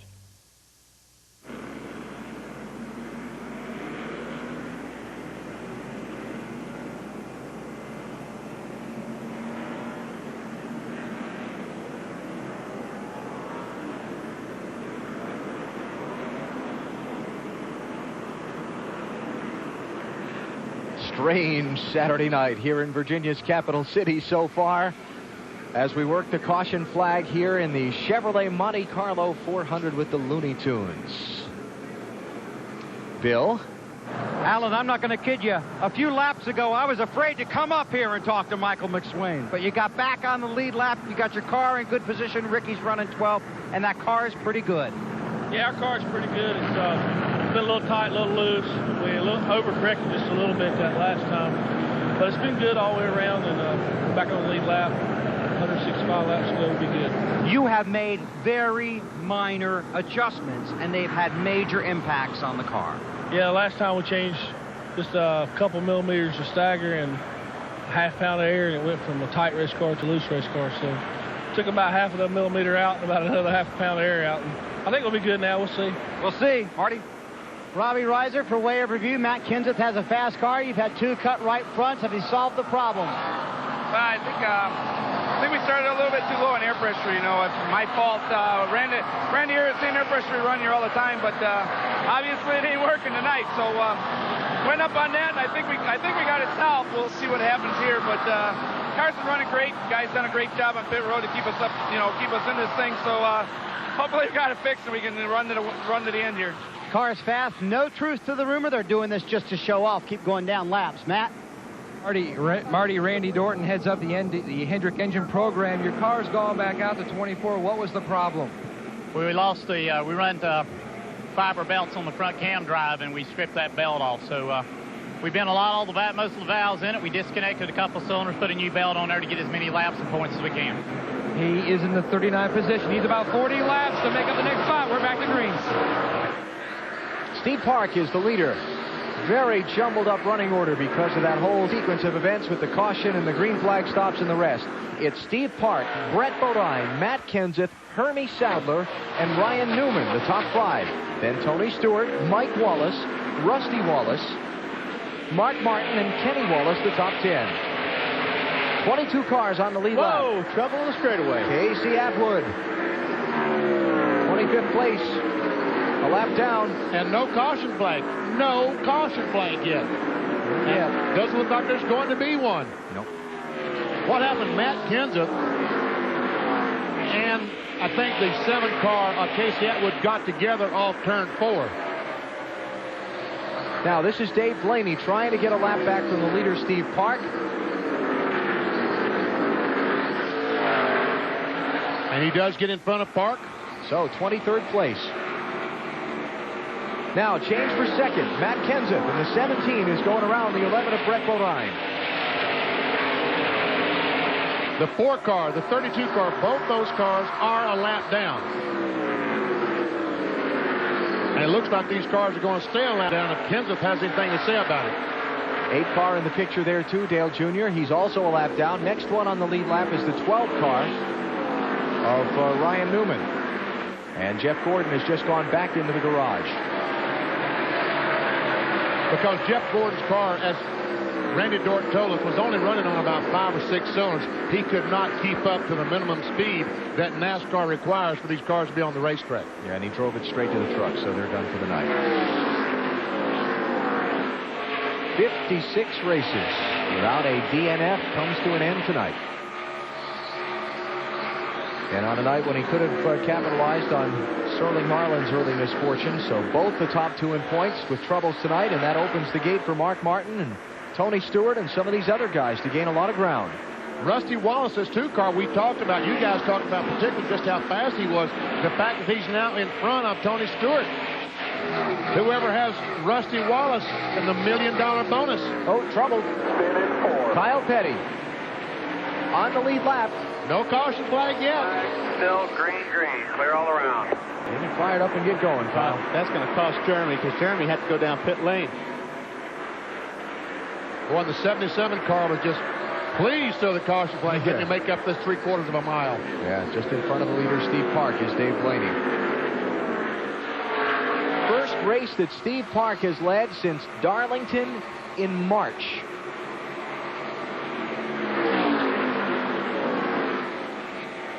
There we go. It looks like that Kyle Petty gets a little bump from the behind by the 97 car of Kurt Busch.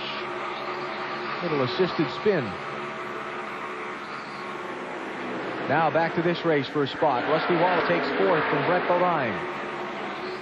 Tony Stewart goes with him to 5th. And I think Rusty knows he's going to have to hustle to stay in front of this 20 car. Check out the championship right now. Jeff Gordon could fall to 5th from 2nd. But he gains points. He gains points on the leader and goes from 2nd to 5th. How weird is that?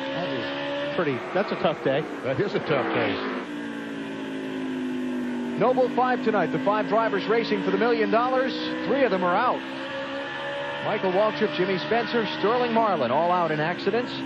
But 2 of those fans are still in the hunt for becoming millionaires tonight. And the fan that has Rusty Wallace has got to be a little excited right now because he's got a fast race car.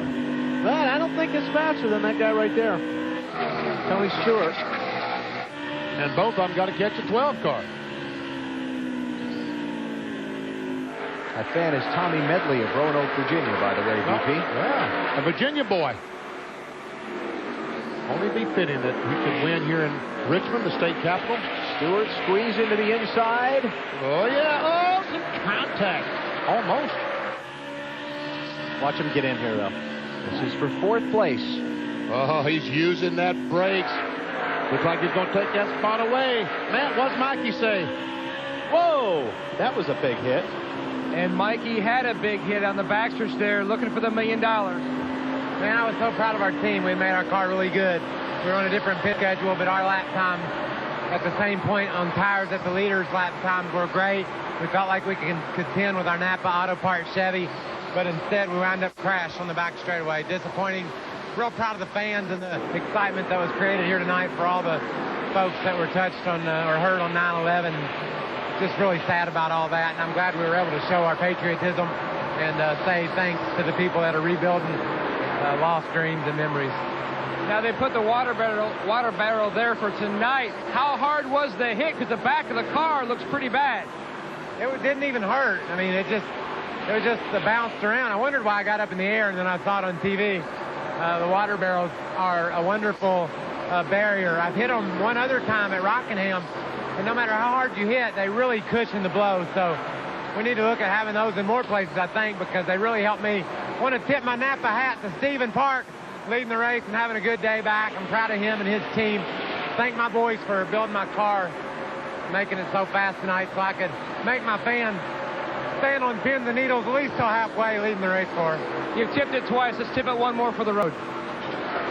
Alan? Okay. You know, these guys got together a little bit ago. It did a little bit of damage to the right front fender of Tony Stewart's car. Doesn't look like he expected it much, DP, but it is a crinkle there.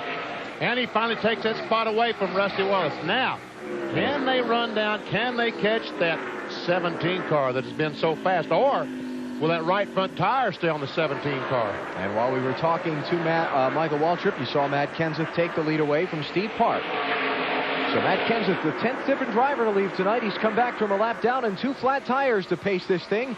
149 laps to go in Richmond. The rules have changed. Now there is no up or down. Introducing Mach 3 Turbo. Total comfort whether you shave down or up. A new anti-friction coating on all 3 blades, plus a new strip releases even more lubrication. So even against the grain, you get less irritation and the closest shave. It's turning the shaving world upside down. The revolutionary new Mach 3 Turbo. From Gillette, the best a man can get. We cannot believe the bad press we've got, the booing we've gotten in our own buildings. And you hear this 30 years later, and I still don't understand it. The fans were frustrated. Expectations were too high. They took it out on us, but it was tough. And we became a team after that, a real team. The 1972 Summit Series.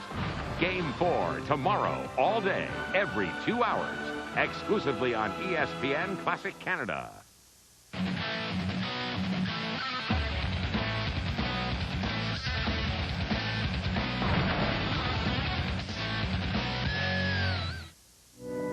Morning, Tom. How are you? Morning. How are you? Washing your car. Yeah, birds. Ow! What? Ah!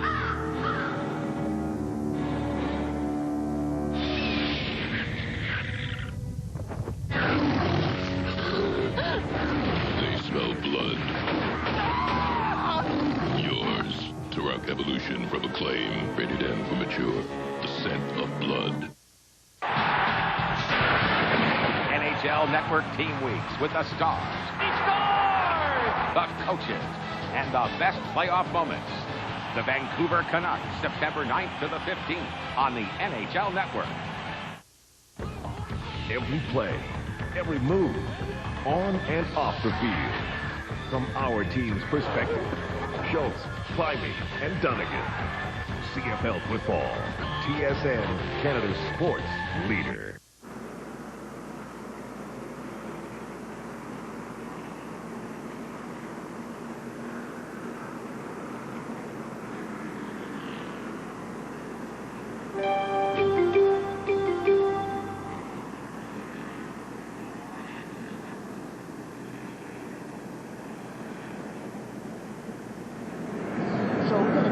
caution here at Richmond for the 9th time in the race, and it was for Johnny Benson.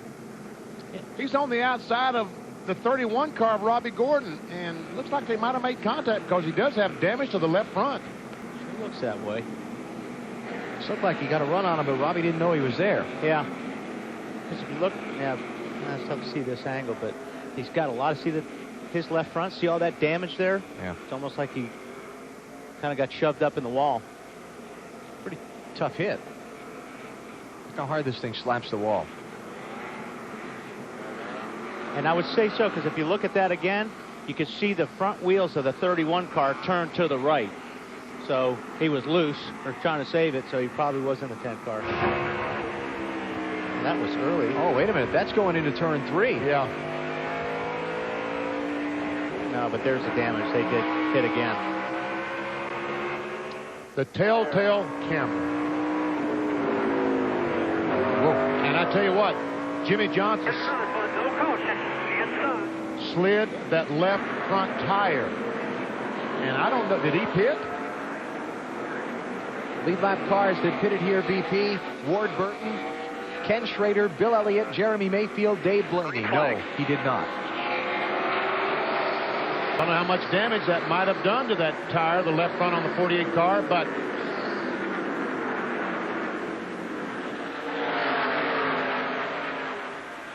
Matt Kenseth is the leader. Steve. 3 wide, this is trouble. Oh, Junior.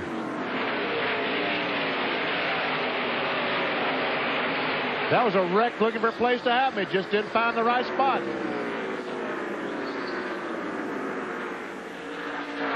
Ryan Newman around Steve Park for second. Slowly, those guys who were dominant earlier in the race are picking their way back through the traffic to the front after they got caught deep in the field there.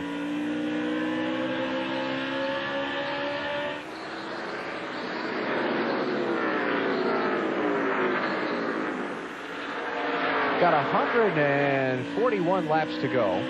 140 now. And I feel the intensity of this thing just kind of picking up out here on the track. NASCAR just sent warnings to the 31 and the 8 to settle their drivers down. Those two running nose to tail right now. Well, if you remember earlier, Robbie was a little bit upset that the 8 got in the back of him. So now they're watching very closely. Yeah, the warnings were for the contact they had with the other cars, the 31 with the 10 and the 8 with the 32, but these guys did get... Yes, they did. One did move the other out of the way, yes. Oh, tried to pull a slide job to the 31 car, and it worked. Okay, let's see what goes on down here.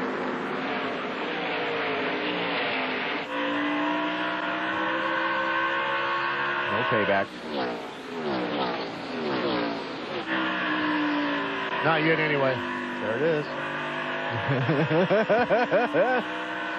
Just let him know that he was there and could if he wanted to. Yeah. Third place. Here comes Tony Stewart.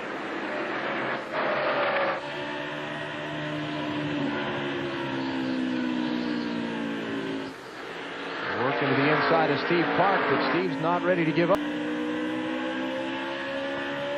Great run for Steve Park tonight. It's good to see. He lost his crew chief this week. Paul Andrews have been together for a pretty good while, but Charpentier, Bono, and Steve Neal, all the guys pitched in. Looks like they've done a pretty nice job. Matt?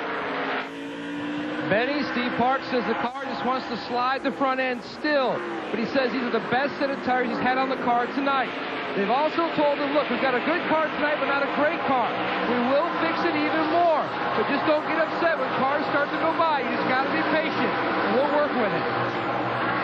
Check it out. Robbie Gordon at 31 car. He's fast right now. He is driving it hard.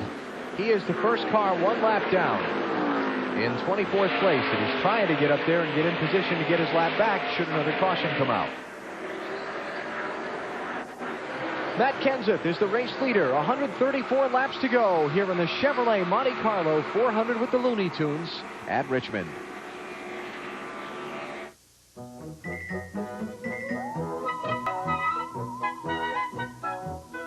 Posted pop-up notes pop up one at a time from the handy dispenser. Now you'll always know where your Post-it notes are. So you won't go nuts looking for nuts. Posted pop-up notes. And now look for these new dispensers in cool colors. Another 3M innovation. Can anybody find me somebody to love? Every day of my life, I work till I ache my bones.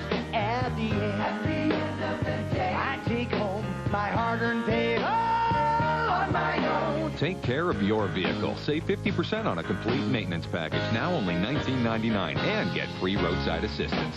Somebody to love. It's got to be tough making the adjustment from playing to broadcasting, so we've tried to make Jock's learning curve as smooth as possible. Push! Come on, move it! 4.42, best time ever. Okay, Jock, most yardage, regular season game, passing football. Jeff Garcia. More hair.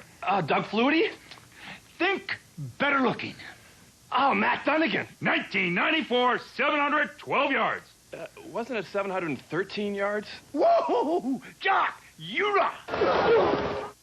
It's easy to find out what he's thinking. I mean, you just have to butter him up a bit, you know. Warm up to him. I mean, he's a little crusty on the outside, but soft and fluffy on the inside with that powerful yet gentle aroma. Awaken your senses with a toasted and buttered cinnamon raisin bagel from Tim Hortons. Try any bagel and a medium coffee. Delicious. Oh, I was talking to a bagel. A promise. You get into college, I'll pay for it. That must be kept. Uncle John, I got into Harvard. A price. I know how you can get the money. That must be paid. You know what you're doing? A dog. That won't let go. Wow, he really likes you. We go over there, slip through the window, and we grab the money. Nobody does anything stupid. I don't think so, Punk. Go. We are so dead. Tom Green, Jason Lee, Stealing Harvard. Opens everywhere Friday. Back at Richmond, caution flag number 10 is waving tonight. Marvin the Martian is angry. He's very, very angry. This could be trouble for the Earth, right? The Illudium Q39 space modulator is crumpled. The Looney Tunes are having a hard night. Yeah, it's not been a good night. There's loose off like we've seen a lot of that today, BP. Ooh, Kurt Busch got a good piece of that. Looked like Biffle came off turn 2, got up and hit the wall. Meanwhile, most of the cars are coming down pit road. They can make it the rest of the way, right, Matt? And the one car is Steve Park, and he won here in the fall of 1997 in a Busch race. He'd love to get back on track with another win here. Still pushing the nose. 4-tire change. Marty. A lot of debate as to whether or not to pit for leader Matt Kenseth. They finally decided to do so. 4 tires and no adjustments. Dave. Mark Martin's car just a little bit tight. They make a wedge adjustment in the left rear. He almost went through his pit stall. He did not. Bill? Tony Stewart, just a little snug wedge adjustment. 4 tires and fuel on the edge of the fuel window. Looks like the 19 car got out first. 22 car did not pit. Only one of the lead lap cars to not stop was Ward Burton. And he was one of the few who pitted on the caution at 2:54. So 20 laps ago. So Ward stays out. He's going to take over the race lead. And we'll reset the race off of pit road for you in just a moment. 1:26 to go at Richmond tonight. Test your sports trivia knowledge on TSN and tune in to win with the TSN Playbook. Warner Brothers prize packs. A limited edition NHL All-Star commemorative set from Canada Post. A Millennia Collection watch from Bulova. And Pizza prize packs. Weekly prize updates in Sun newspapers across Canada. Pick up your TSN Playbook at participating Via Rail, Pizza, and Coffee Time locations. Get to tsn.ca/playbook for complete details. NHL Network Team Weeks with the stars, the coaches, and the best playoff moments. The Vancouver Canucks, September 9th to the 15th on the NHL Network. Every play, every move, on and off the field. From our team's perspective, Schultz, Climbing, and Dunnigan. CFL Football. TSN, Canada's sports leader. AT&T Canada data and IP networks use technology that speeds data around the world instantly to keep your employees in the loop. And multiple layers of security to keep everyone else out. On guard.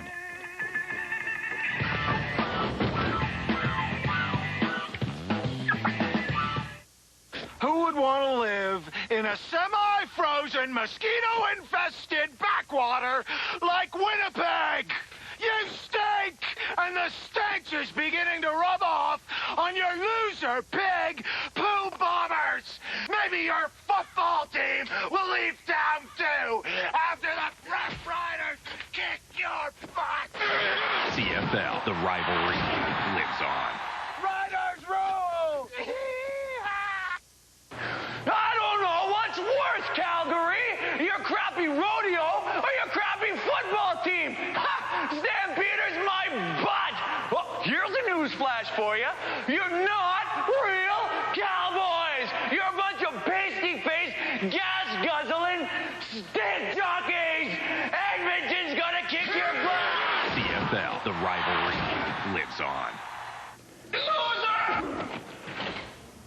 Good hit. Good, not good, as we look at the fortunes of the Coca-Cola racing family tonight here in Richmond. Tony Stewart, Steve Park, Ricky Rudd, Kevin Harvick having good nights. Not bad for Kyle Petty and Bill Elliott. But there's more. Not good. Let's see. Bobby Labonte was in the garage for a little while. Dale Jarrett, his time on pit road after getting bounced off the wall. Michael Waltrip, Jeff Burton out after crashes. We saw the 97 car get in the back of Greg Biffle off turn 2. Let's watch and ride on board with Kurt Busch. There we see the 55 car go up. And if he didn't hit the wall, he had to jump out of the throttle to avoid hitting the wall. Slowed in front of Kurt Busch. He had nowhere to go except in the back and rode over that left rear. Bill. Okay, the looniness continues down here on pit road.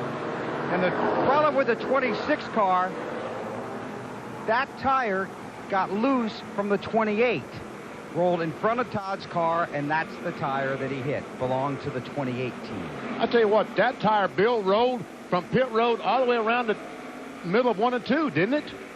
That tire wanted to go somewhere. It's looking... Green flag, green flag. Well, they did retrieve the tire, folks. It's not still there. Back under green, Mike Skinner in the 4 car, tail end of the lead lap. 25 car, Joe Nemechek, tail end of the lead lap. Leader is 22, Ward Burton, who almost got the wall off of 2 there. Ward did not stop on this caution flag. He had pitted 20 laps before at 2:54. 19 car, Jeremy Mayfield, right side tires only on this pit stop. He had stopped 20 laps earlier.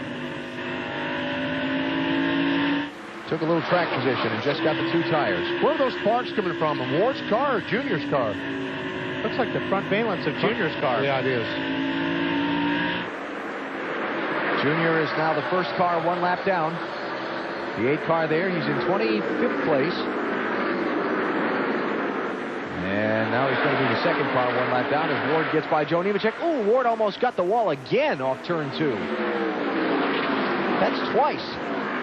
And right now, Ryan Newman, the 12th car, is on the inside of Jeremy Mayfield. A battle for the second spot. 3 wide. Now they're trying to wreck. Cooler heads prevailed.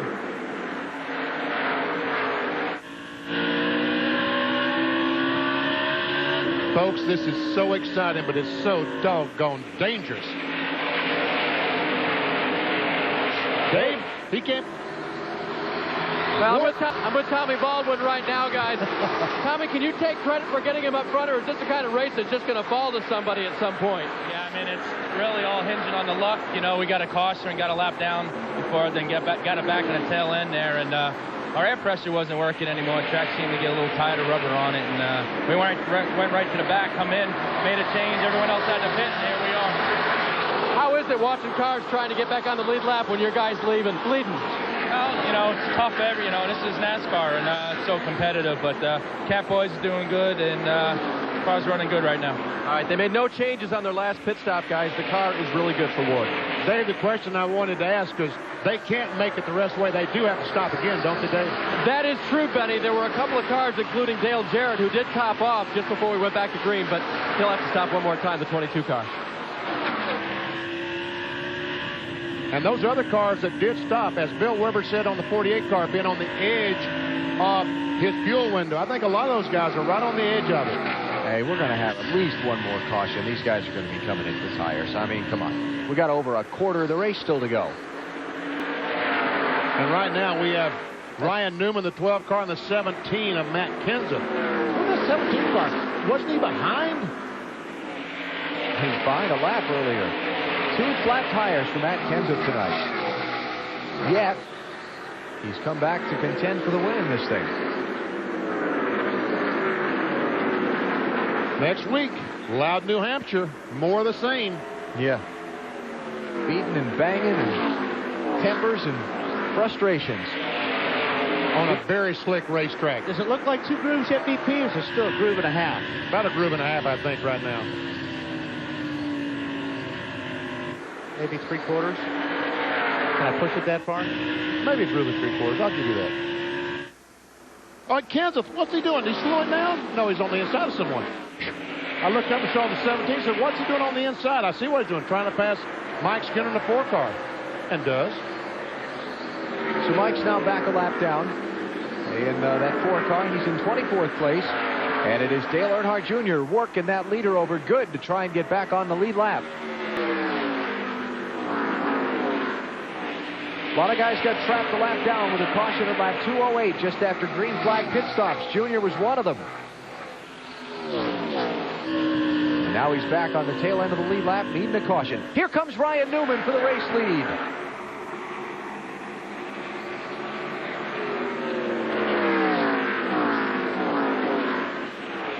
Newman, he's there. He is there and going to take the lead.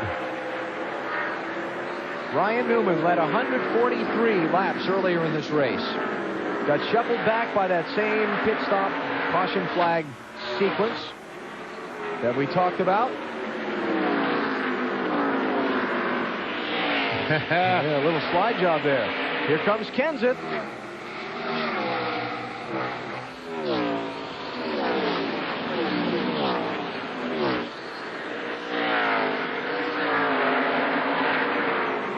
Is Kenseth going for the lead? Yes, he is.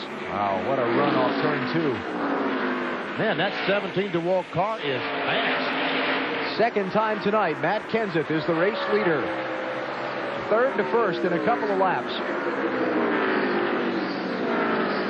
Kenseth already this season has scored 3 victories. Texas, Rockingham, Michigan. Looking for number 4 tonight here in Richmond. Yeah, lead changes cautions. Tonight we're on the good end of that equation so far. Matt Kenseth out in front, coming up on the 3/4 mark of the Chevy Monte Carlo 400.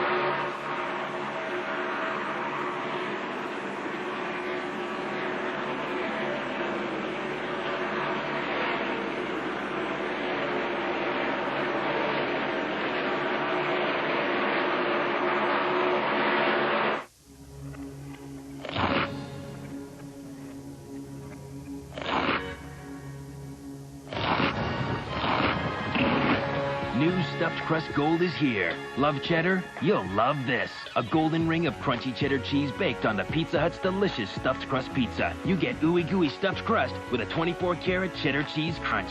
Get it before it's gone. This is Pizza Hut.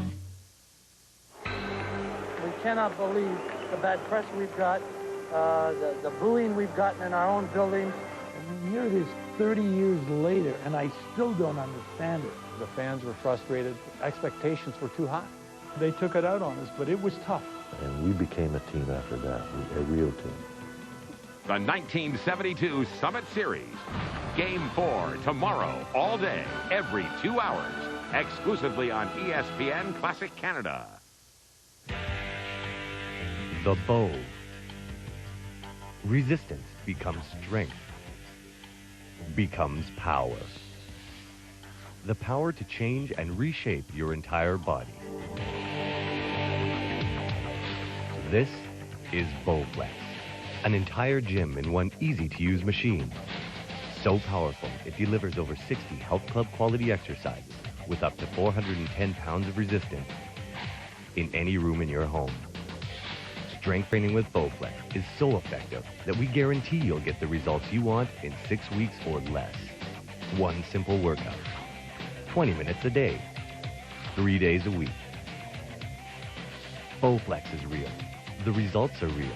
And you can own one with no money down and low monthly payments, now available in Canada. Call right now for a free video and brochure. Bowflex. The power is yours. Power that can't be matched. Courage that can't be shaken. Spirit that can't be broken. All this to be called the world's best. The world's toughest. The world's strongest. All this just to be placed on that exclusive list of champions. The Strength Hour, weekdays at 7 on the Outdoor Life Network.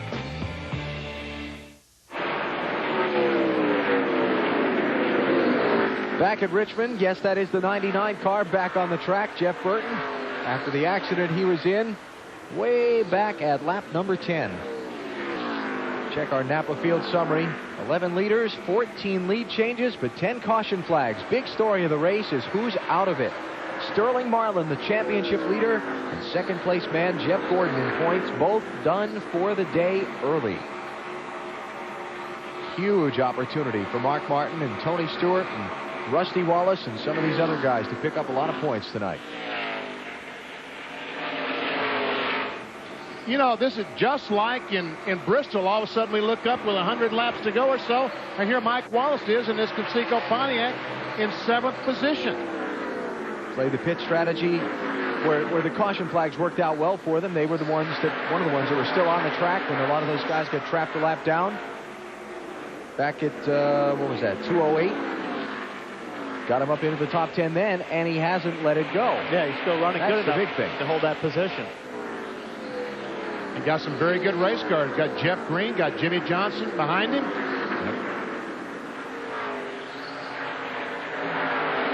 So Mike Wallace, in his 11th start of the season, 6th one for A.J. Foyt. Looking to see if he could pick up his season's best finish. He got that 10th at Bristol a couple of weeks ago.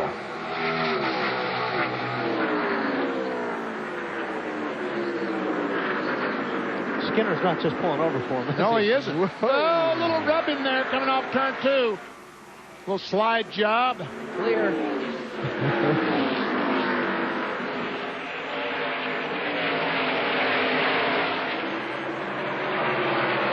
Great for Mike.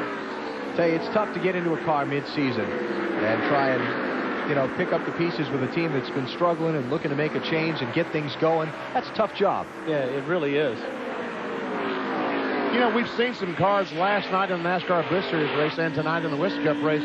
Seen some cars back in the fence. We've seen a lot of damage, and here's why. Rusty Wallace going down in turn 1, 147 miles per hour. Last night, Derek Cope's car. He enters turn 1 at 140 miles per hour. By the time he got below it, he had to slow down 5 miles an hour. Yeah, he hit a ton. Now, you start talking about hitting a concrete wall at 130 miles per hour. It's going to be a big contact, a lot of damage. Rusty's got something not right here. He slid all over the place getting off of turn 2, and here comes Tony Stewart blowing right up to his back bumper. He didn't get off of turn 2 at all last time. Yeah, when we were riding on board, it looked like he slid right up and through the middle of 1 and 2, which really hurt him get off of 2. Tony Stewart made up a lot of ground there. Gives up 4th place there. So Stewart to 4th, Rusty back to 5th. But he is the farthest forward of any of those with a chance to win $1 million tonight.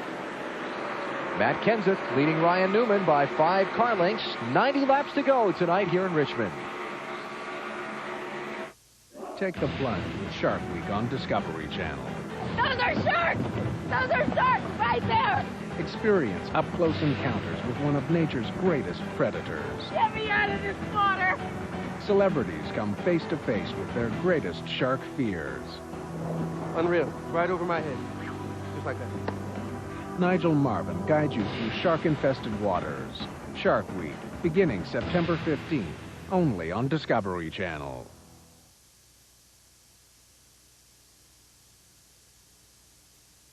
Our CFL panel on TSN? Well, Matt and Chris are stronger than ever. And I think Jock's legal background has given the show a whole new element.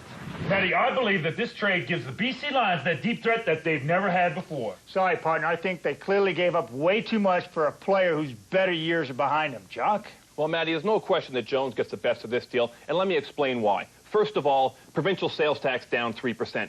Personal tax credit up 50%. And those probate fees, you can slash in half. They're going down 50%. But that does not take into account the capital cost allowance in the province of Alberta. I've taken the time here to get a little chart to demonstrate to you, here's Edmonton. Compare that to Vancouver. We've got a population density margin in this area of 400,000. Now, compare that over here to $185,000. Clearly, as shown on the graph here, the salary range is going up. This is very good news for Jones.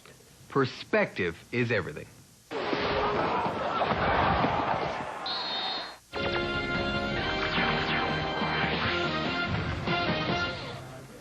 Welcome back to TSN Newsroom. I'm Dan Paul. We'll get you back to the race in just a moment. We have the Roy Jones fight following the race. Sports Center following that at 2 a.m. Eastern Time. And here's some of the stories we're following for that next edition of Sports Center. Golf third round action of the Bell Canadian Open. Canadian Ian Leggett, one down heading into this round. Puts in an eagle for the 16th hole, but it's an even par 72, 6 shots back. Argos and Renegades. Renegades by 2 in the 4th until Michael Bishop finds Mookie Mitchell, and away he goes. 86 yards. That's a major, and the game-winning score, 30-25, the Argos in the victory. And some baseball, Jays and Red Sox, bottom of the 6th, tied at 1s. Cliff Floyd singling to right. Manny Ramirez comes in to score. 2-1 Red Sox at that point. They will take it 4-1. We also have the women's final at the U.S. Open at 12:30 a.m. Eastern. It's tape delayed. We do have a winner. We can tell you the winner is a Williams. Back to the race.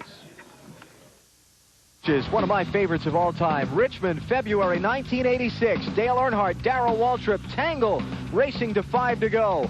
Through all the carnage, Kyle Petty comes from 5th and gets to the caution flag first and gets his first NASCAR Winston Cup Series win.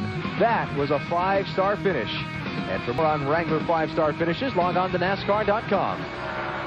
Remember that one, BP? Oh, yes, I remember that one well. Old Fairgrounds half mile before the track was remade into its present configuration in mid-88. Matt Kenseth, the only driver in the NASCAR Winston Cup Series with top 10 finishes in every Winston Cup short track race this season. And he's out in front of Ryan Newman now by 7 car lengths with 81 laps to go. Let's go through the field and start with the leader. Here's Marty. And he's on his way to scoring a lot more points tonight, Alan. We joked with Matt earlier today. He said here in May, they got 3 laps down. He said he passed about 90 cars tonight. He only got 1 lap down, 2 cut right fronts. He's only passed about 60 cars tonight, running very well up in the lead. Ryan Newman behind him is just a little bit tight. The car is fast. It is not bad. Bill mentioned the talk earlier about Dodge. Ryan Newman and Rusty Wallace possibly going to Dodge next year. I talked to his car owner, Roger Penske. He said he is talking to other manufacturers, but does not expect a decision within the next 3 weeks. But he is talking to all of the manufacturers. Dave? Marty, the 22 team of Ward Burton did their homework overnight. They were talking about it on the radio today. They asked Ward if the car was still sliding the nose. He said no. We took care of that problem. He's having a great run. Bill? Tony Stewart's car is not good on restarts. The longer he goes, the better he gets. He just said he's snug in the center, free, off. Some of these guys are going to be able to make it on fuel. Don't be surprised, Marty. Jeremy Mayfield running in 5th, Bill, the 2-tire stop, holding up pretty well. Ray Aronham told me the goal right now for everyone on the track should be keeping up with the racetrack because it's getting tighter the longer the night goes, Bill. They made an air pressure adjustment in both the right side tires for Rusty Wallace. But right now, his car is just too tight. Not what he was hoping for here, Matt. Bill, Mike Wallace on pace for his best career Richmond finish. His best finish before was a 23rd back in 94 on their last stop on lap 273. No adjustments. The car was neutral. Mike Hillman said they may not have to pit again. Marty? Jeff Green's having a little bit of radio problems. His team cannot hear him under green. They can only hear him under yellow. That causes a problem because if we have green flag pit stops here at the end, they don't know what adjustments to make, but he's been loose all night long. Bill? Jimmy Johnson just told Chad Knaus, the car's really not doing anything I want it to do right now. I'm just trying to find my line. Last time, a half pound out of the right front, 1 round in the right rear because it was tight. Hardy. Bill, in the last 2 runs, Kevin Harvick's car has come to life. Finished second in this race last year. This car finished 4th at Bristol. He's a little bit loose, but the track's tightening up for him. Alan? 23 cars on the lead lap. Matt Kenseth still out in front. 6 car lengths on Ryan Newman now. And we have 74 laps to go in this one. Let's continue to go through the field. Bill? Well, Ricky Rudd is running the same times as the leader of the race. Although it's been very quiet on the radio, they have made air pressure adjustments for the next set of tires that they're going to put on this car. But if they have to come in under green, some guys aren't going to take tires. They're just going to do a splash if indeed they can't make it. Dave? Bill, when Mark Martin pitted on lap 274, he had complained that the car was a little bit loose. They made a wedge adjustment to cure that. Ben Leslie did radio back to Mark. Save fuel. We might be a little shy. Bill? Good run. Todd Bodine tonight did run into that tire from the 2018 and seems to have recovered fairly well from that. The car was tight in the middle and off, but they didn't make any adjustments. It was just 4 tires and gas last time, Matt. Marty, Steve Park has faded all the way back to 14. He's settled in. Now he's running lap times, which mirror the leader, Matt Kenseth. He hasn't said anything on the radio. His acting crew chief, Steve Meal, says, just hang in there. You're doing a great job tonight. Meanwhile, Kyle Petty's back in the 15th position. Remember, last year in this race, he was running in the top 10 most of the night and then got caught in pit road and lost a lap. They made a lot of adjustments all day. This car currently runs in the 15th position. He was fighting tight on his last stop. 70 laps to go. Now make it 69 laps to go for Matt Kenseth in search of his 4th win of 2002. He and Ryan Newman out front now, but Tony Stewart trying to claw his way back up. From oil changes to brakes to tune-ups, customers feel confident knowing Midas Total Car Care has their car running in top shape. She's running great. Let's jump the bridge. Well, where do you go?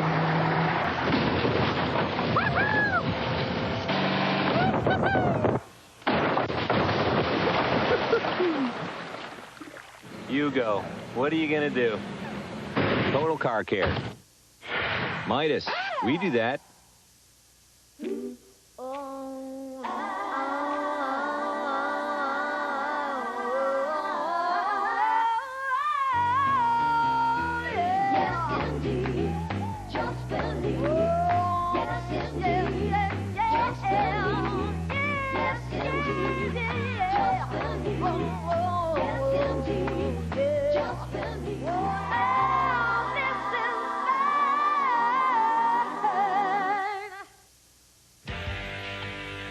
The bow. Resistance becomes strength, becomes power. The power to change and reshape your entire body. This is Bowflex, an entire gym in one easy-to-use machine. So powerful, it delivers over 60 health club quality exercises with up to 410 pounds of resistance in any room in your home. Strength training with Bowflex is so effective that we guarantee you'll get the results you want in 6 weeks or less. One simple workout, 20 minutes a day, 3 days a week. Bowflex is real. The results are real. And you can own one with no money down and low monthly payments now available in Canada. Call right now for a free video and brochure. Bowflex. The power is yours. We cannot believe the bad press we've got, the booing we've gotten in our own building. And here it is 30 years later, and I still don't understand it. The fans were frustrated. Expectations were too high. They took it out on us, but it was tough. And we became a team after that, a real team. The 1972 Summit Series. Game 4 tomorrow, all day, every 2 hours, exclusively on ESPN Classic Canada. I think Jock's legal background has given the show a whole new element. Oh! Don't worry, it's a paper cut. To you, it's a paper cut. To me, that's a clear violation of Part 3 of the Canada Labor Code, Workplace Safety Rules and Regulations. One more example of the little guy getting the short end of the stick. Let me give him my card. You guys ever seen Aaron Brockovich? Who do you play for? It's all about balance. Chevrolet Monte Carlo 400 with the Looney Tunes. And next Sunday, another sellout crowd on hand in New England at the New Hampshire International Speedway. 300 miles of NASCAR Winston Cup racing. You'll see it on NBC starting with Discover Card Countdown to Green at 12:30 Eastern next Sunday. We're seeing Matt Kenseth lead tonight here in Virginia's capital city. 60 laps to go. All right, Marty, tell me, can the 17 car make it the rest of the way on fuel or not? You would think so, Vinny, because most of these teams are very close. Most of them can make it, but Matt Kenseth's team cannot. Jack Roush has been down here. He calculated it once. He calculated it again.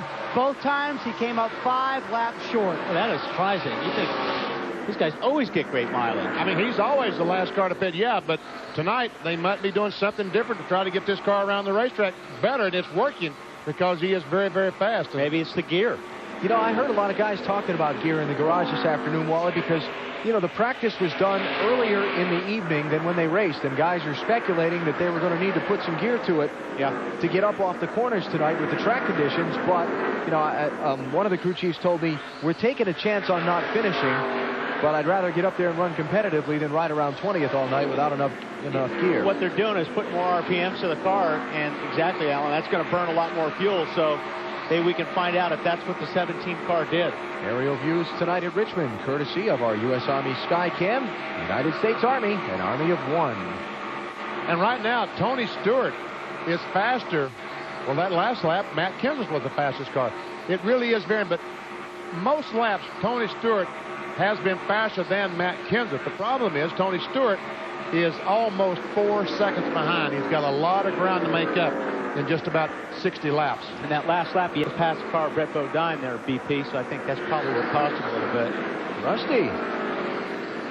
Fastest lap among the top 10 that time. How about Tony Stewart, Bill? It's going to be very interesting, Alan. Mark Cronquist has been figuring the fuel mileage since the last pit stop. He was using a computer to do it. I went up and asked him if he thought the 20 car could make it to the end. He basically said it depends on how gutsy Greg Zipadelli, the crew chief, feels. Then he said, yeah, I think we can make it. Well, I think you got to go for it if you're that close, right, Benny? I mean, you're going to go for it. You don't want to come down and take fuel and then go, oh, we could have made it. Yeah, exactly. Yeah, and I peeked, go ahead. I peeked over his shoulder, and I'm pretty sure it said 399.8. Oh, well, then you absolutely go for it. Got to go then. What I was going to say is he's 4th in points. The top 2 in points in the garage early. Maybe has, you know, big picture, maybe has to think a little conservatively. I don't think so. I think they're thinking about winning the race. I think they'd go for it. There you go. I go with you, Wally. Go for the win. All right. See how it plays out. Building some drama here toward the finish at Richmond around fuel.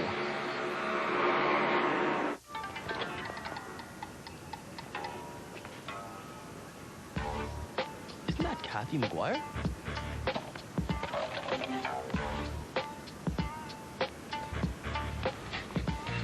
You could win big in the Build a Big Mac game. Win instantly or collect to win. Toyota RAV4s and Toyota Camrys, Toshiba plasma displays, Nintendo GameCube systems, millions in cash and prizes.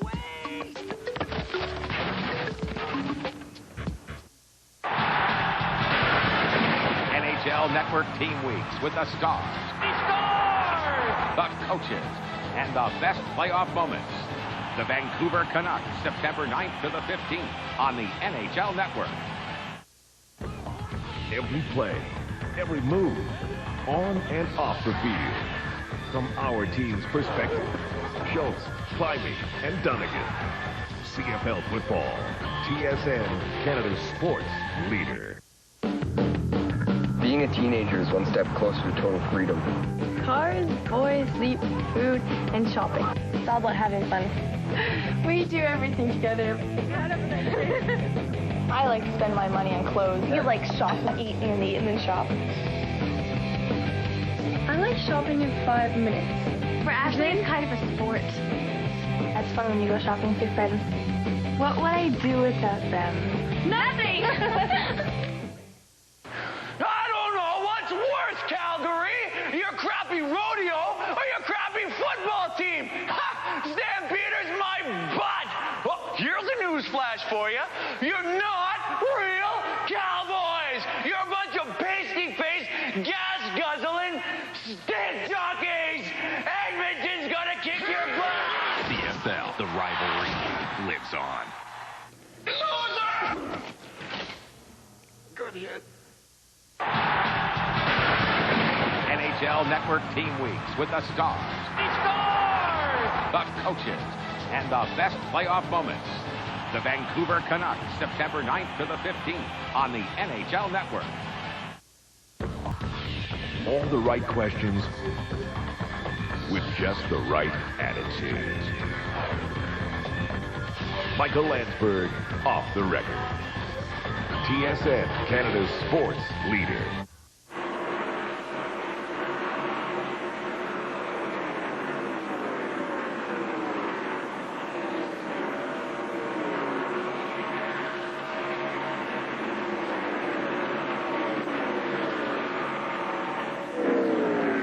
Here at Richmond, John Andretti is spun off turn 4 into the tri-oval grass. I don't see a yellow yet, BP. No caution flag yet. And there's not going to be one. Oh, man. Ward Burton, a guys that's got to make a pit stop, desperately wanting a caution flag to do that. Yeah, because when they come in and make their pit stop now under green, they are going to lose a lap, maybe 2. There's your race leader, Matt Kenseth. He's opened up ground. He's doubled his lead on Ryan Newman. It was 0.8 of a second a little while ago. It's 1.9 now. But Tony Stewart, I said a moment ago he was 4 seconds behind. He's 3.5 seconds behind now. He is gaining a little bit on Matt Kenseth, but I don't think he's got time to catch him unless the 17 car has to stop for fuel. Check out what happened to John Andretti a second ago off turn 4. We kind of catch it in the middle of things. By himself again. Yep. A lot of guys are getting loose here. Right in front of the leader. And that's why he got such a jump on the 12 car. When he spun, the 12 car jumped on the brakes and allowed the 17 car to get in front of him by a larger distance. Yep. Story of the night tonight here at Richmond has been the race for the championship. Earlier in the event, lap number 9. Trouble in turn 3. Jeff Burton crashes, and behind it, Sterling Marlin and Jimmy Spencer tangle. Marlin, the point leader, with a heavy contact head-on into the outside wall. He's okay, very sore, but okay, no broken bones, but he will finish last in tonight's race. So that opens things up for Jeff Gordon, right?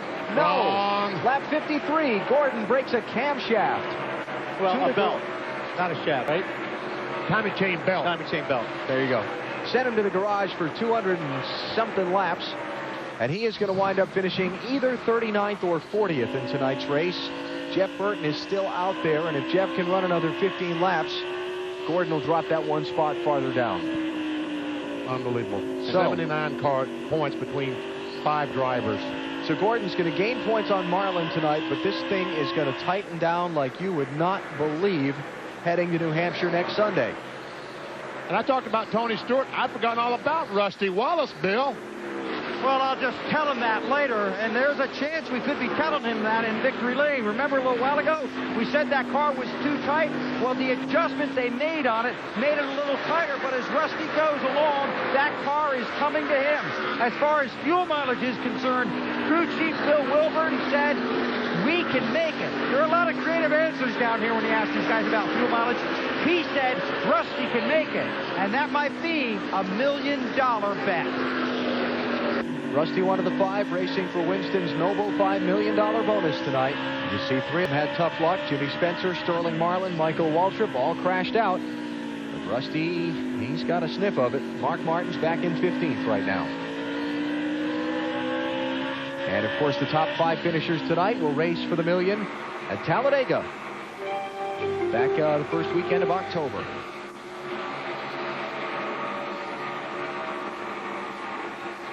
.36 laps to go. Who's going to make it on fuel? Who's not going to? Will a caution come out and change this whole thing around?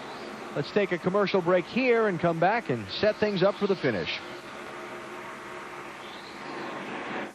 It's about time a few points got made about Home Building Center. We're Canada's largest home improvement retailer. No ifs, ands, or buts. Home has over 1,000 stores owned by independent dealers. We have competitive prices. We have lots of experienced people. We help you load up. And we back it up with our tough-as-nails service guarantee. Home Building Center. We've got your lumber. We cannot believe the bad press we've got, the booing we've gotten in our own buildings. And here it is 30 years later, and I still don't understand it. The fans were frustrated. Expectations were too high. They took it out on us, but it was tough. And we became a team after that, a real team. The 1972 Summit Series. Game 4 tomorrow, all day, every 2 hours, exclusively on ESPN Classic Canada. The bow. Resistance becomes strength. Becomes power. The power to change and reshape your entire body. This is Bowflex. An entire gym in one easy-to-use machine. So powerful, it delivers over 60 health club quality exercises with up to 410 pounds of resistance in any room in your home. Strength training with Bowflex is so effective that we guarantee you'll get the results you want in 6 weeks or less. One simple workout. 20 minutes a day. 3 days a week. Bowflex is real. The results are real. And you can own one with no money down and low monthly payments, now available in Canada. Call right now for a free video and brochure. Bowflex. The power is yours. TNT presents Win the King. You can win today with Richard Petty in your hometown. NASCAR.com is where you get more information. And tune in to Winston Cup Racing from Dover on September 22nd here on TNT for your chance to win.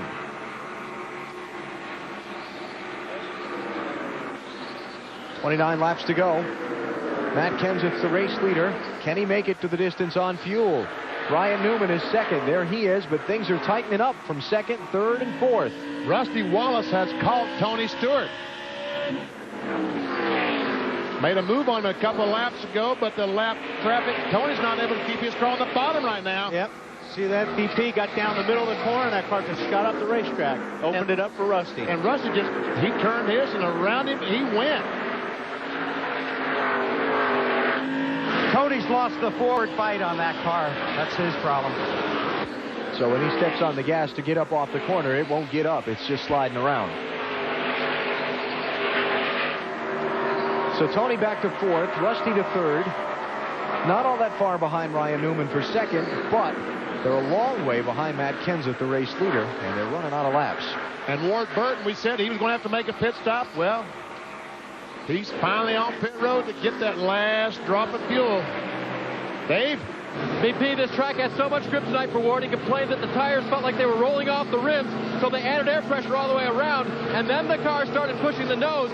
Ward radioed in a few laps ago, we need to get another right front tire on this car now, and he's also at his fuel window. He had to stop. Okay. 20 laps. He stopped 20 laps before our leader stopped, so that means they can make it to 394, 6 laps short. But some of them can make it. There's no doubt in my mind some of them can make it. Matt Kenseth back at lap 68. Had a flat tire. Got to pit road. The caution came out when he had the problem. Got to pit road. Got it changed. Lost a lap. Got the lap back. 166. Had another flat tire. But stayed in sync with the leaders in a whole exchange of pit stops and caution flags and so on just past lap 200. Got back up front, his track position. Has led this race from lap 249 most of the way to right now. And you see these cars going by him. The 43 car, John Andretti, has gone past the 17. Mike Skinner, the 4 car. Kodak car is driven by the 17 car. But these cars have stopped and put on 4 fresh tires. Better grip, so they're able to pass the 17 car. But that has slowed him down. Some of these cars passing has slowed him down to the point that Rusty Wallace is now only 2.5 seconds behind Matt Kenseth. Matt trying to pick up his 4th win of the 2002 NASCAR Winston Cup season.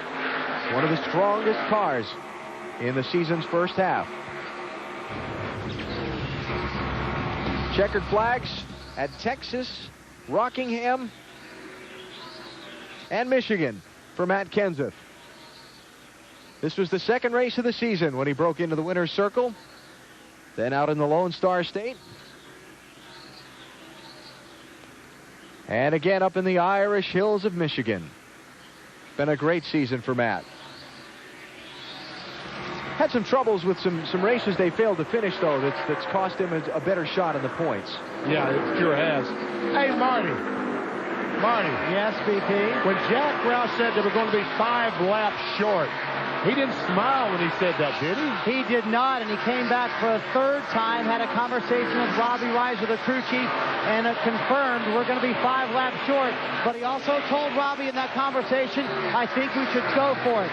Now, you don't think they'd be lying to us, do you, BP? Yeah, they just might be trying to make us say he can't make it, and the people about to be monitoring us and say, well, they can't make it. Yeah, back off. They can't make it. You'll pass them when they come in the pits. Yeah, exactly. Back off. Don't have to run him down. He can't make it. There you go. Laps since last pitted. Everybody's on equal terms now among the leaders. I'm thinking they can make it, BP. Little splash and dash for Jeremy Mayfield. Fuel only, and he heads back out. Jeremy was in 5th spot. He came in. Not anymore. Yeah, it's going to drop him way behind. Let's see, where'd Ward Burton end up? Ward ended up a lap down in 20th place after his pit stop. Ken Schrader, 18th place car.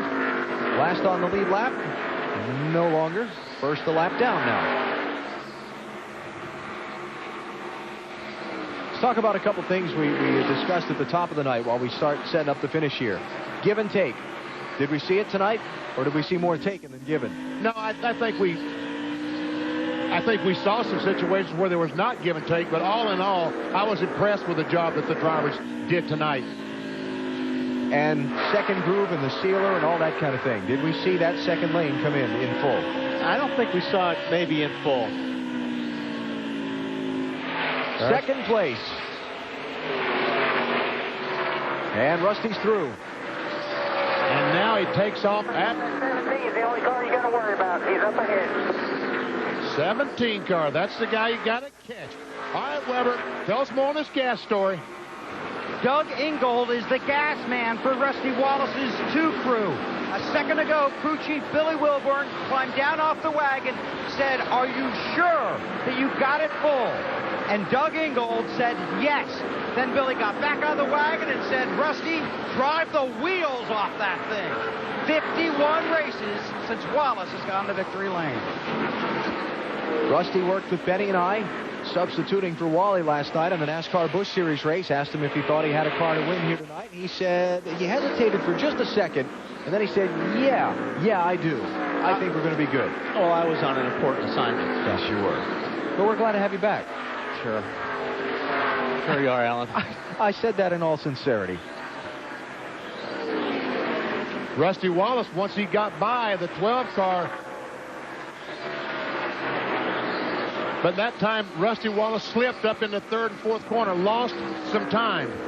Well, didn't lose that much time. Yeah, he's hunting the groove, BP. Yeah. He's trying to find where that car is going to grip best. Looking outside. Here. Is Mike Wallace out of gas? He came on the radio and yelled, "I'm out of gas, I'm out of gas." All the guys jumped up on the wall. They've got a can ready to put fuel in the car. They're waiting for him. A 5th place run going. And Rusty Wallace must be out of gas. Something's going on with Rusty. Off the pace, turn 2, right front's down. Right front. Look at the car leaning. Right side. Yeah. Rusty Wallace loses a right front.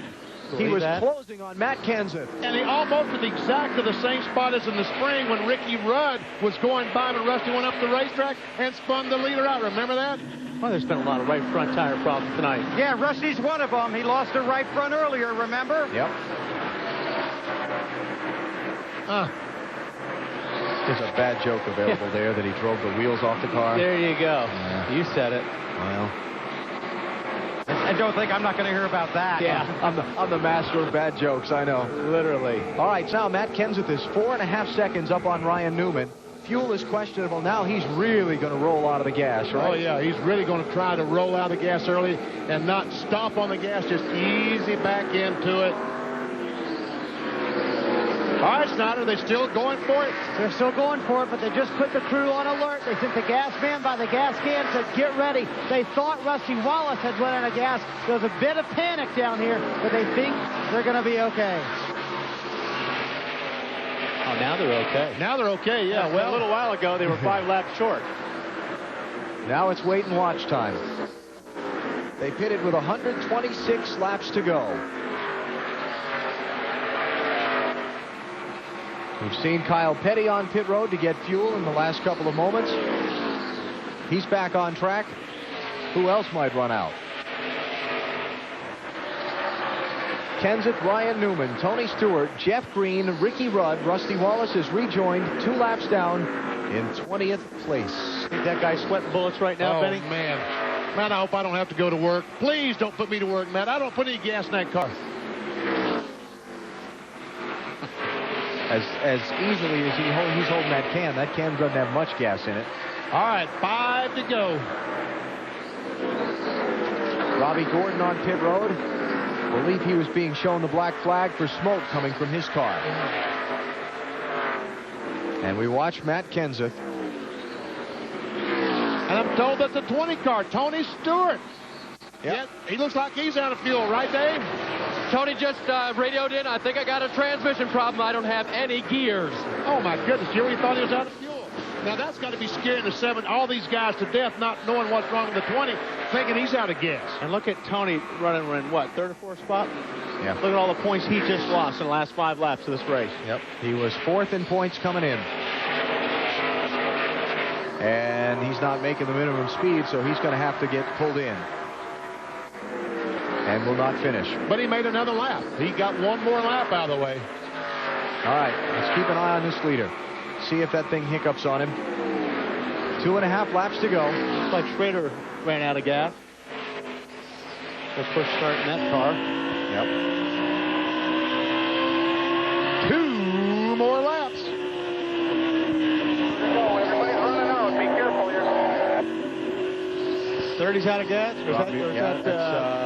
Kevin Harvick. 29. That's Kevin Harvick. Harvick looking for fuel, sloshing that thing back and forth. All right, 3/4 of a mile for Matt Kenseth. 0.5. 1 more lap to go. Final lap at Richmond.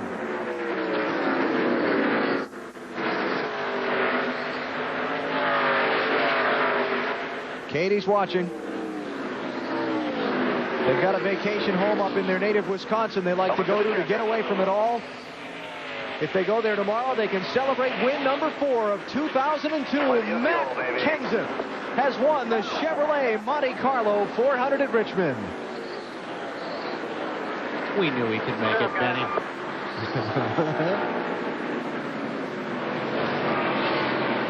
Ryan Newman 2nd. Jeff Green got 3rd. Dale Earnhardt Jr. came all the way back from a lap down to 4th. And Todd Bodine gets a top 5. Highest up guy in the championship, Mark Martin. He finishes 6th. Tony Stewart, who fell out in the last laps, is going to wind up 30th.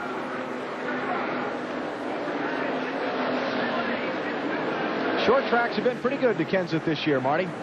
Robbie Reiser, I guess the statement, it made it. Well, we didn't probably deserve that tonight. I shouldn't say we. This race team deserved